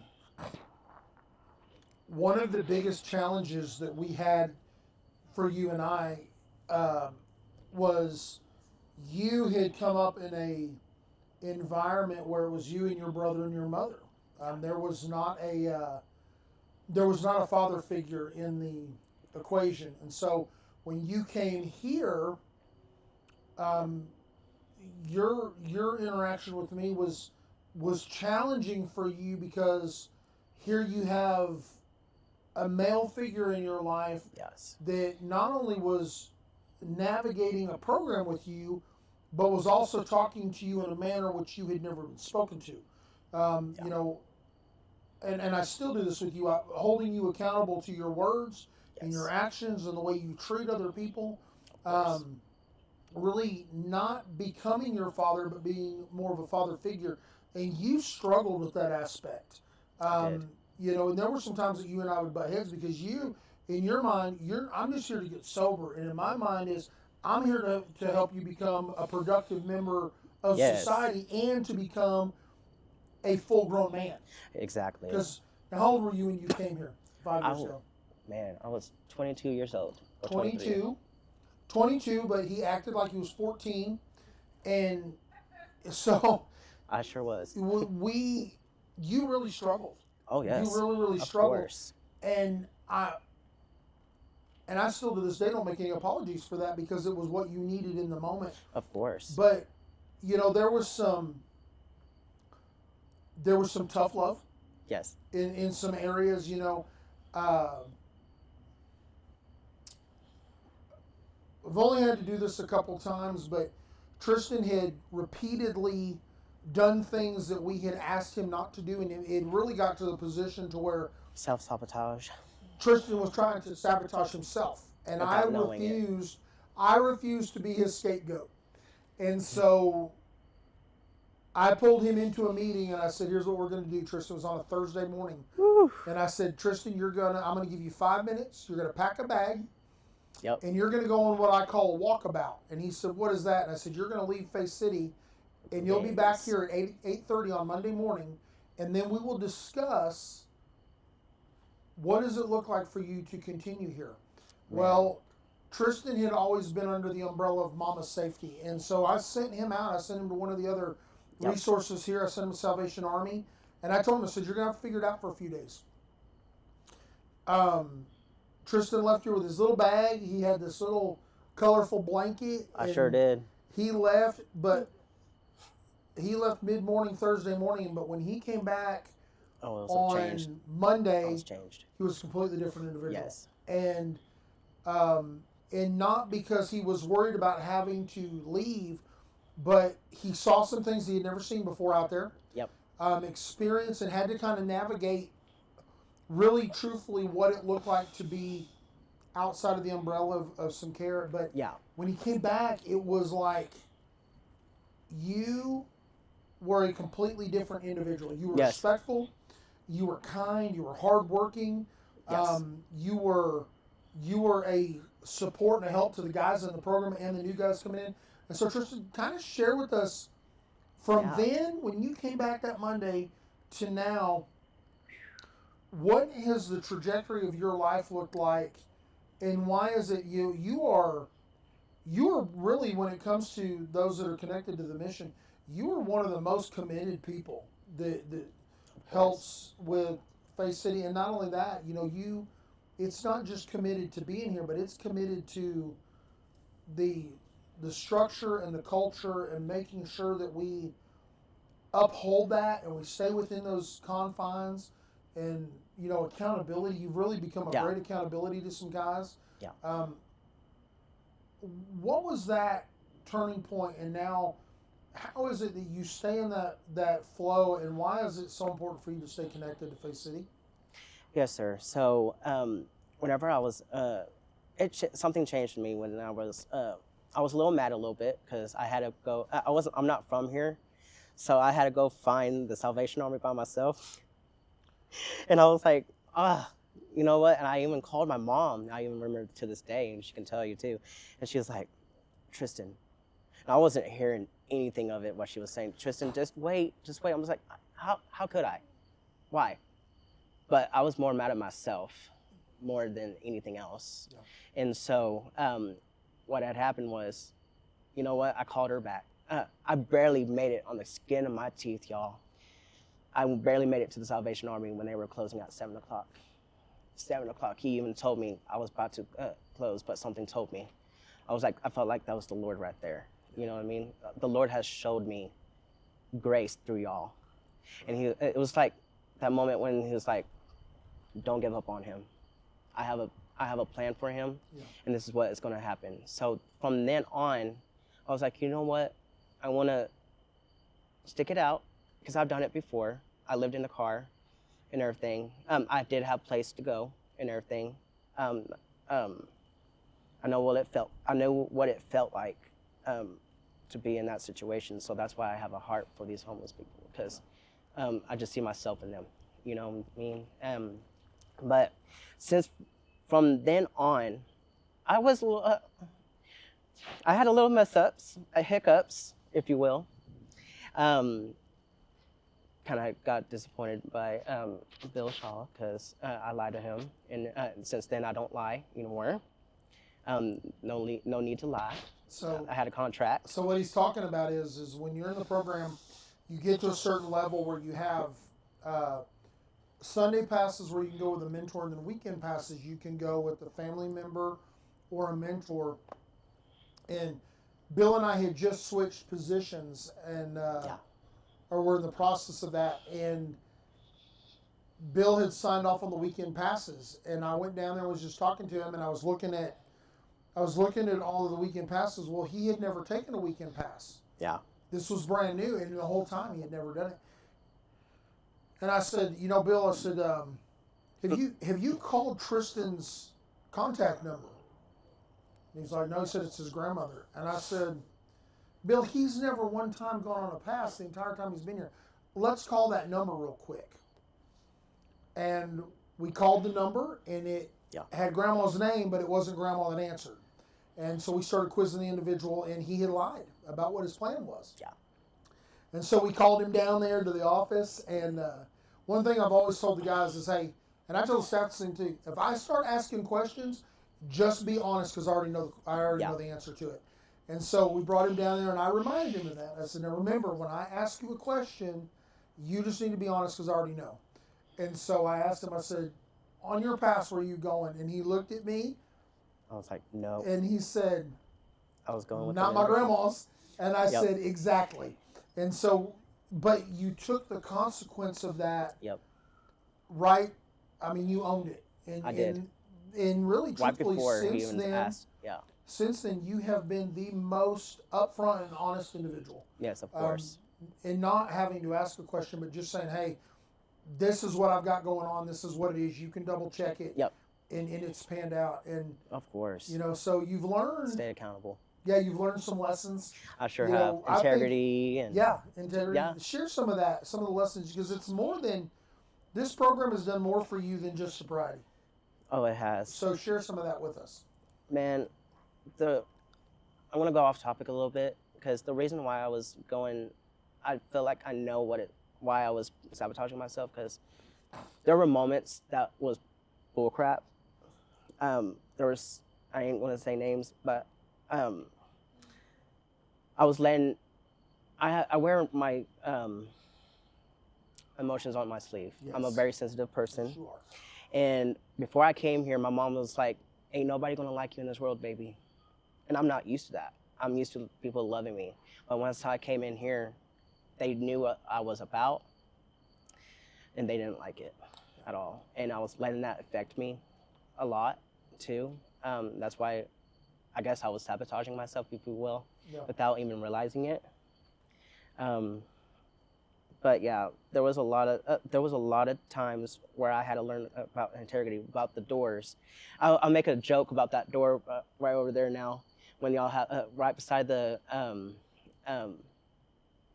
elevator. Yeah. You know why they have a lock? Because I kept on opening it Yeah. and leaving it open. Yeah. And so I had to learn how to do that, like just for the safety points, because they Right. were explaining to me, like, Miss Dean and everything, what if someone comes in and, you know what I Right. mean? And I didn't grasp that right then and there. It took me a minute until I finally realized, I was like, Tristan, Yeah. dude, what are you doing? You're doing so well. I remember this day. I was doing so well, and then Pastor got the phone call that I messed up a little bit, and I was like, when is it going to end? But it wasn't. I'm grateful for those moments. Yeah. Well, you know, you learned. Truthfully, you learned how to be a man. You came here and you had some very childlike ways about you, but you learned how to be a man. And you know, I know in the moment you didn't understand. You know, why are you on me about making sure that door is closed? Why are you on me about making my bed? Why are you on me about picking my stuff?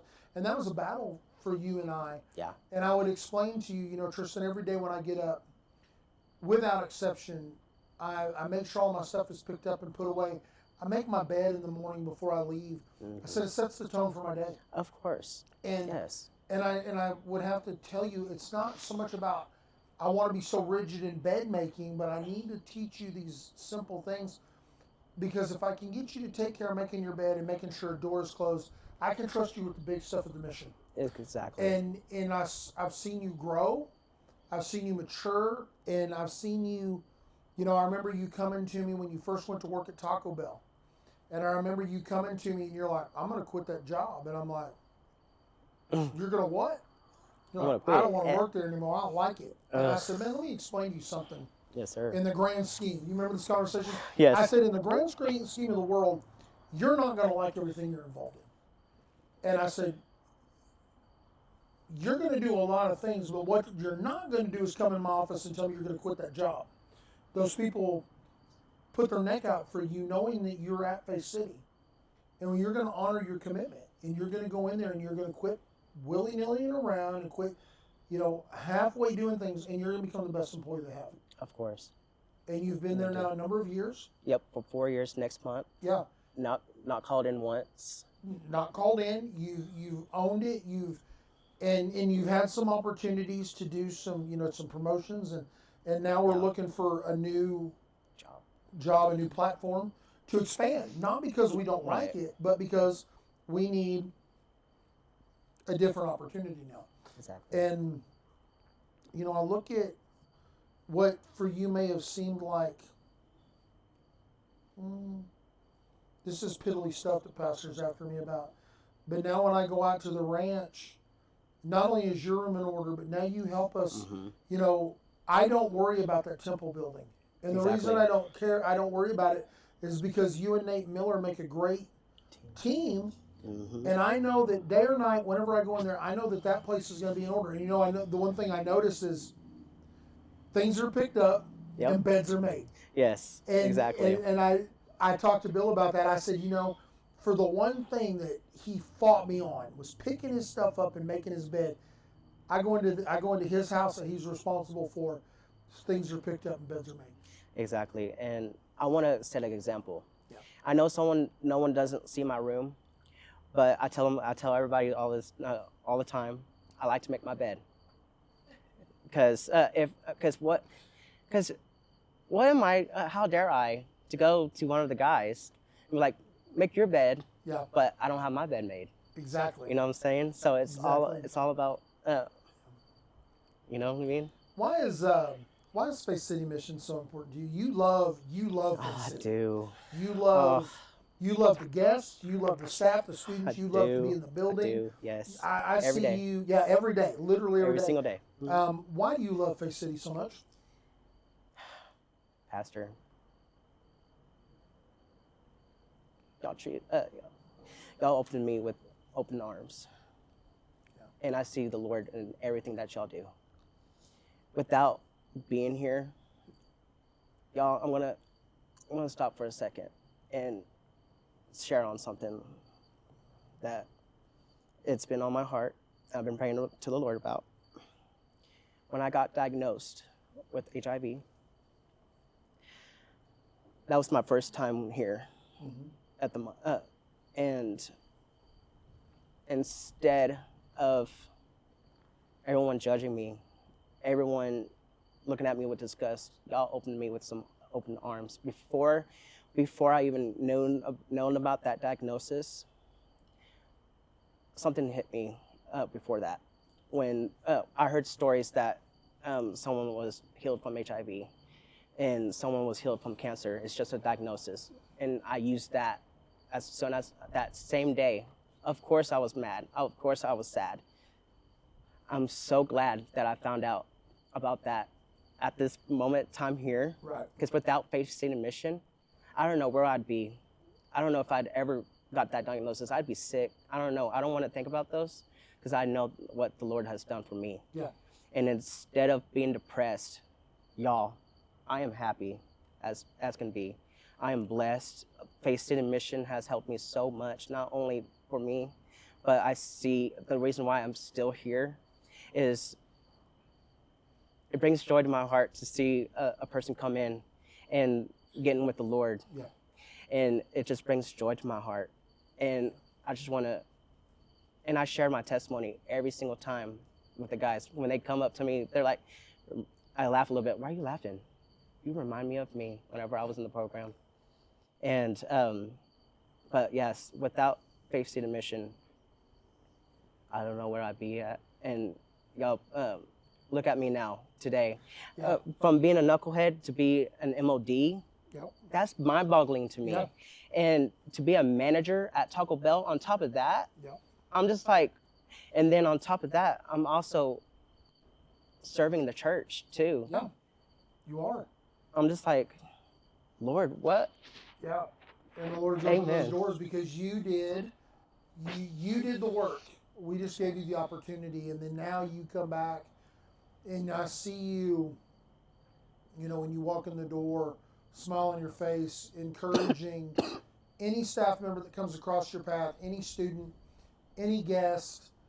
You come and you bring the joy of the Lord into the room, and Yes. I don't know. I like to give you a hard time. Yeah. I feel like we have earned that with one another. Just Of course. through, you know, I think for me the most rewarding thing with you was when the day came that I looked at you, and I truly saw you not as that knucklehead kid that came in here that wanted to push back on everything I asked you to do, but then I saw you, probably for the first time in your life, somebody saw you as a young man, as a responsible individual with a new lease on life, with some ambition, some goals, some dreams, a work ethic. I think for me that was well worth some of the heartburn you caused me early on. Yes. You know, I would meet with the men's team, and I'll be honest with you, I would tell them, Yes. if there's, I said, this kid's gonna be the death of me because he brings out Oh the worst my of me on gosh, some yes. things. But now I look at you and I'm like, man, it was worth it. Yes. The struggles, the fights, the long conversations of, you know, those that know me when Yeah. it comes to correction. I'm a world-class lecturer. Of course. And you know the lectures and the reminders and Yeah. and It then wasn't now clicking. to see you, and I'm like, man, Yeah. you've turned a corner, and you now are. I love the fact that you come back, and you're Of back in course, this building every accountability. day. It's all You're about encouraging, accountability. you're loving, you're praying Yeah. with people, Yes. and you know I love that you've had opportunities to move Leave. on to different things, but No. you said you didn't feel like it was the right time. We honor that, and we're Yeah. thankful for that. But you know, Tristan, what's the one thing when you know, the day will come that you'll go move on. You might go back to Lubbock. You might do something with your brother. I don't know. But what's the one thing that you'll hold on to all of your life from Faith City Mission? Oh man, the grace. Grace. Yeah. Because there were moments. Right. Man, when you told me that day when I was getting kicked out, oh wait, or was it after I got kicked out? I don't know I don't remember when it was, but you told me I could have kicked you out right here, right now, on that. Mhm. And then you told me that Lord showed you grace. Yeah. And then I learned a lot of integrity. I'm gonna learn all the tools that y'all have given me. I've been beforehand. I knew of the Lord and everything. I didn't have a traumatic past or anything like that. Right. I had a good time coming up and everything. I knew of the Lord, but now I feel like I'm getting more closer to Him Yeah. more than ever. I'm learning my identity. Yeah. I'm learning who I am in Christ, and you know what I'm talking about. Yeah. You know what I mean? I'm still struggling on it. Yeah. I'm not perfect. Who says I'm not? Who says I am? Yeah. Because the only perfect person is Jesus Christ. And so, And I remind you guys all the time, you're not perfect, and nobody Yeah. requires you to be perfect. But you are perfected in Christ, and there is a vast difference in being perfect and being perfected. When you're perfected in Christ, you are holy because He's holy. You are righteous because He's righteous. You're the Son of the King, and you're perfect in His sight, and that's what matters. Perfection will come when the Lord returns, but right now you are being perfected in His image, and that is the beautiful thing about what you're doing now in your life. exactly. And so, before we jump off of here with you, I wanna go down a quick list of things that have transpired in your life in the last 5 years. Okay. Mom got sober before you did, but you're sober. Yes, and we used together. So mom's sober, you're sober, and you're successful. Caden, your brother, Yes. sober and successful. Yes. And not only that, when we met Caden, he had an eye issue, God bless his heart. and Wichita Falls was able to get him with an eye surgeon and get his eye fixed, Yes. which was a miracle. He Of didn't think that would course. be able to happen. But the big one was back in December. What happened in December? What was the life-changing thing that you told me when I'm going to Lubbock, I'm meeting who? Your dad. My dad. Your Y'all. dad. Y'all. How long had it been since you'd seen your dad?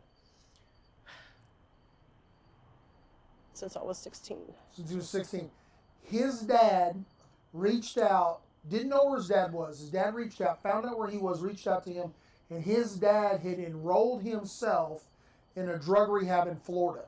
Yes. And part of his step work was to make amends with his kids. Of And course. so he came from Florida to Lubbock Yes. to reconnect. Yes. Oh my gosh. That was one of the things that we talked about, because Tristan's struggle with me was he's like, I don't know how to respond. You've never had a dad. And Yeah. he would even tell me sometimes, you're not my dad. And I said, you're lucky I'm not your dad, because I bust that hiney. But when he ever came back from Lubbock and he said, Pastor, I have a relationship with my dad, Mm-hmm. that was a game changer for you. Yes. And we talk every day now. This is why I tell him, because he's struggling with the guilt that he has Yeah. for not being in our lives, because beforehand he was in prison Yeah. and everything, of course. I didn't see him since I was 8 years old, so I haven't had a dad all my life, basically. Yeah. But he was always there. He would always call us. He would always get us presents. He would always call us on our birthdays. He would be like, chin up, Tristan, keep your head up, Yeah. and everything. And he would always tell him, oh, man, it was just so great. And now he went back out a little bit, didn't hear from him for a little bit, and then he reached out again before he came down. And after that, it was just so amazing just to have. I was just sitting there with my brother and my other brother, but seeing both of my parents in the same room was so surreal for me. And I even was like, hey, you should get with mom. Yeah. No, I'm just kidding. No, and he was like, it's just so amazing of what the Lord is doing in his life. Like, ever since my mom got clean, I got clean, my brother got clean, and then now my dad got clean. Yeah. Look at Jesus. This is Look Jesus. at Oh my Jesus. gosh, y'all. This Exactly. is Jesus, y'all. This is Jesus. Yeah. And I thank him every single day. And he calls me. We text each day. He sends me scriptures every day. We call. He's like, I want to see you. And I was like, get an iPhone. It'll Right. be easier. But we try ways to meet each other and everything. But just that moment with him in that December, it was the best Christmas present I could ever get. Absolutely. Man, the Lord has restored a lot for you, Tristan. He sure has. You had to submit to that, and you did it, and now you're an asset to this ministry and to those around you. And, I love for a guy that came in here and one wouldn't hold yourself accountable, Yeah. but now to see you not only hold yourself accountable, but to hold your brothers and sisters around you accountable. Of course. But in the way that you do it with such compassion and love. Man, I Of course. admire that in you. I really Yes. do. That you're so thoughtful to those around you. Even when you get frustrated with them, you don't act out. And I love that. You truly do have the heart of Christ for people. And so, Yes. man, Tristan, thank you for coming out. I Yes, know sir. Thank you it's for a long having me. day. Yes. You waited a long time, and I sure have. you know we've had a lot of interviews, and you waited a long time for this moment. And I thank you Yes. for your willingness to wait. But I thank you for all that you do for Faith City and for the people that come in here for resources and help, and those that come into our program, and even those that have already navigated and finished the program. That you stay in connection Yeah. with them. I thank you for that, and man, I just appreciate you. Yes. And I I'm appreciate you. Super proud of you. Yes. I just want to say thank you for not giving up on me Absolutely. and for seeing something in me. Not just a knucklehead, Yeah. but just seeing a man in me. Yeah. And I just feel like I've learned so much, and that's why I'm going to hold that with me for the rest of my life. Yes, sir. And I'm going to tell someone, hey, go to Faith City Mission. It's worth it. It is worth it if you work it. Yeah. It sucks if you don't. Right. It really yeah. does suck if you don't. Yeah. But the Lord and my mom didn't raise no quitter, so that's why That's I right. didn't quit. That's exactly. I wanted right. to quit so bad. There was just like how I told y'all from the moment when I got diagnosed with that. Man, I could have used that as a good excuse to Mhm. leave. Absolutely. But I was like, you know what? It don't define who I am. That's right. It doesn't. It really doesn't. That's right. That was the old me. Yeah. And I'm so glad that I had the mission to help me, to be there with me. Yeah. And y'all, I'm not depressed. I just want to let y'all know I'm not depressed. Come on. Come on, somebody. Oh my gosh, dude. Like, it is, I could be depressed, y'all. Yeah. But I'm not depressed. I'm happy. Yeah. Living good Thank you, life. Jesus.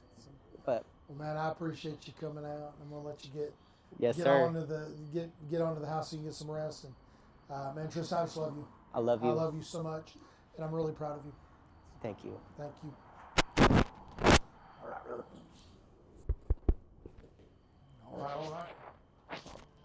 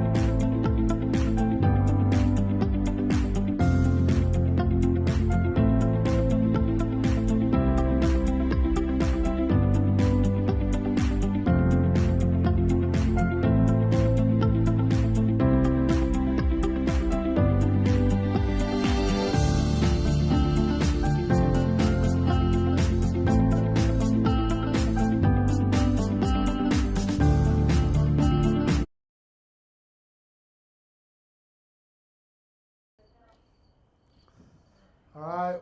Well, got another interview. It is now 2:25 in the morning. We've been doing this now for a little over 12 hours. We're halfway through. I've got Grant with me. Grant, Grant's a graduate of our program. Yes, sir. Grant is, now you're working at Plains Dairy. Yes, sir, I am. And Grant is a veteran. And so there's a lot of different dynamics with Grant. So Grant, share with us a little bit, this is National Homeless Recognition Day, and, we're talking along the lines of, we've had a lot of conversations about our program, and you're an alumni of that, but can you share with me, what has been your experience in the homeless community prior to coming to Faith City? My experience in the homeless community, honestly, was a little bit limited. I've seen people around with signs, and I always feared that happening in my addiction. I was always afraid that would end up happening to me. And that was one of the things that led me to Faith City, is that I wanted to try and avoid that, and I wasn't able to, and so I turned to Faith City. Yeah.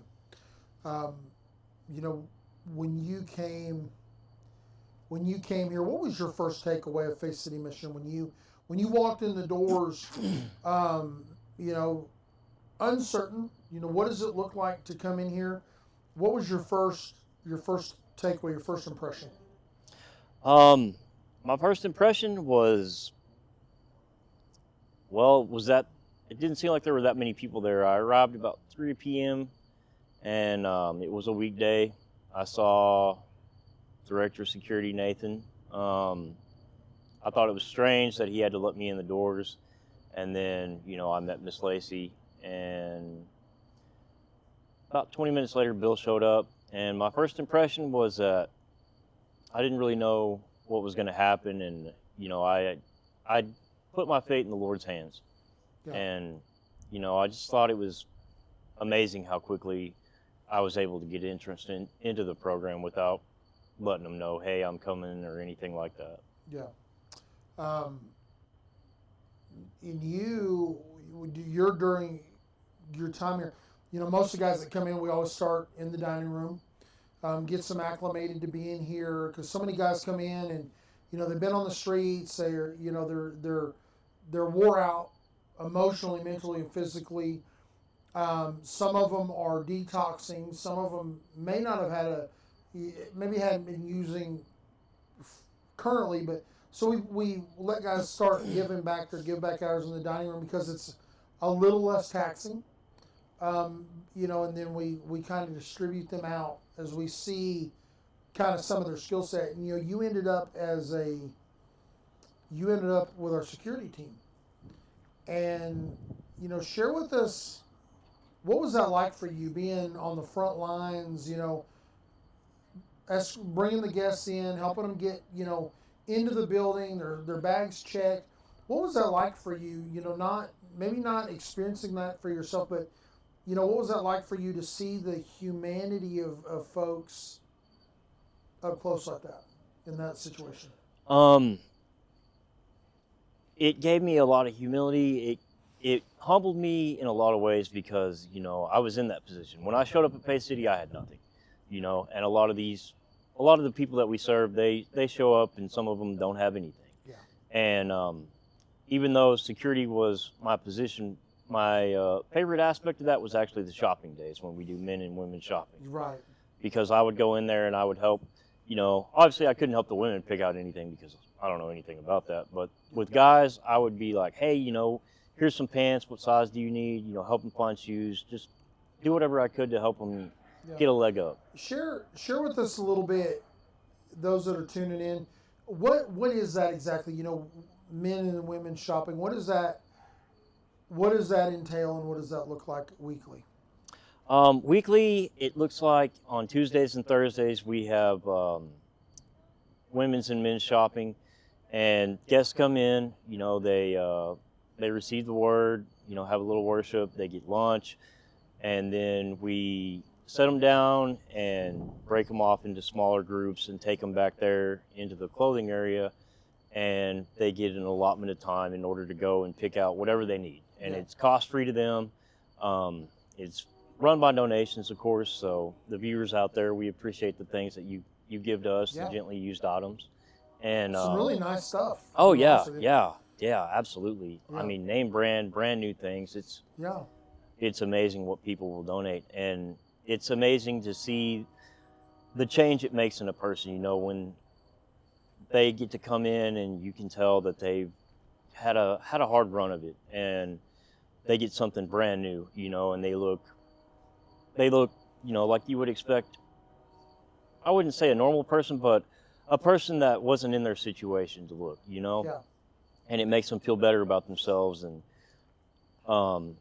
we've seen guests come in and get their clothes and go out and get job interviews and then get jobs, and then you know, it's not sad not to see them anymore, because you know that they've made it. You know, they made it out of that situation. Yeah, it's there's a different feeling when somebody that's been coming in for services, you know, and now they've got a job, they've got an apartment, they've got a car, and not that they don't need you, they needed you in the moment, but now they've made it to another level to where they're a little bit more self-sufficient, and there is a joy and a satisfaction in that for sure. Yeah.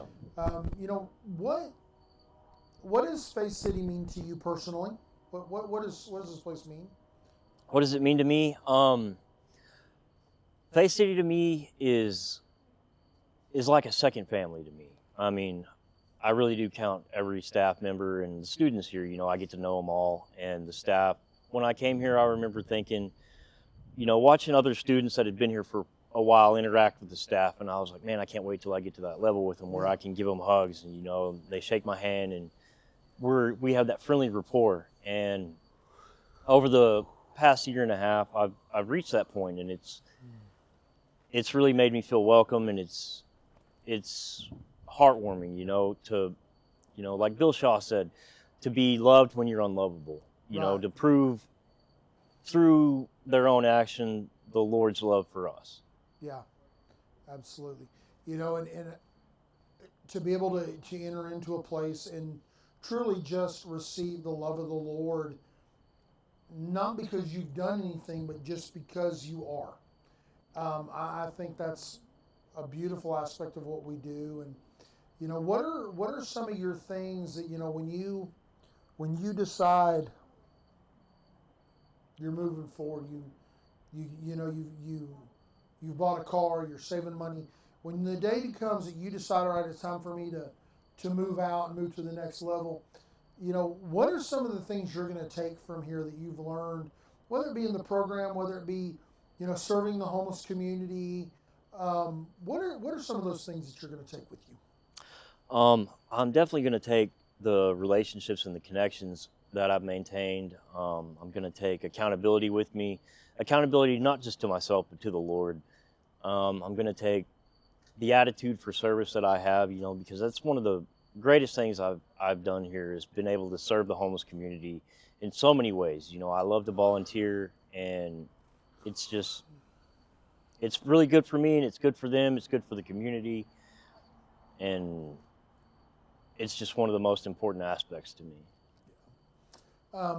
What's something that you can tell somebody, even like right now, we're probably in a little bit slower viewing time, but somebody will jump back on later today and the next couple of days, and they'll get to this moment. What is something you can tell the community that is vitally important for them to know about Faith City? Donations do matter, and you know, you don't have to donate anything monetarily or physically. You can donate your time, and it's of great benefit to you and of benefit to others, and it gives you a better understanding of the people you see out there, and you're like, I wonder how that happened or why that happened. You can actually interact with them and ask them and find out and see, oh, okay, there's a story behind this. It's not just the stigma that people place on it. Yeah, they have a story, and they are definitely, you know, valuable individuals. Just because they're, you know, unhoused in the moment doesn't mean that they don't have value, and I think it's important to come volunteer. You know, donate, whatever that looks like for you, but to be a part of it. What do you feel is unique about what Faith City does? Well, I've been through treatments before and treatment centers. None of them really worked for me. The thing that Faith City does is it gives you faith, not necessarily in yourself, even though that's a good thing to have, but I know that faith in myself and only myself is what got me into the situation that I found myself in. It was faith in the Lord and knowing the Lord's faith in us, because it's hard to do alone, but when you have the Lord with you, you always have someone, and you always know that. It doesn't matter where you are, what the situation is, you know you're not alone. Yeah, absolutely. It's vitally important to know that you've got, one, you've got a relationship with the Lord, but two, and you've got support. And I think it's important to any level of life living to not do it alone. And so that, that spiritual relationship with the Lord, and then, relationships with people around you that can, be a voice of reason and counsel to you and help you navigate some things is important, especially because we're all going to face setbacks in life. In this life there will be trouble, but take heart, I've overcome the world. The thing that we do here is to be available Yep. to the people. And so, and Grant, is there any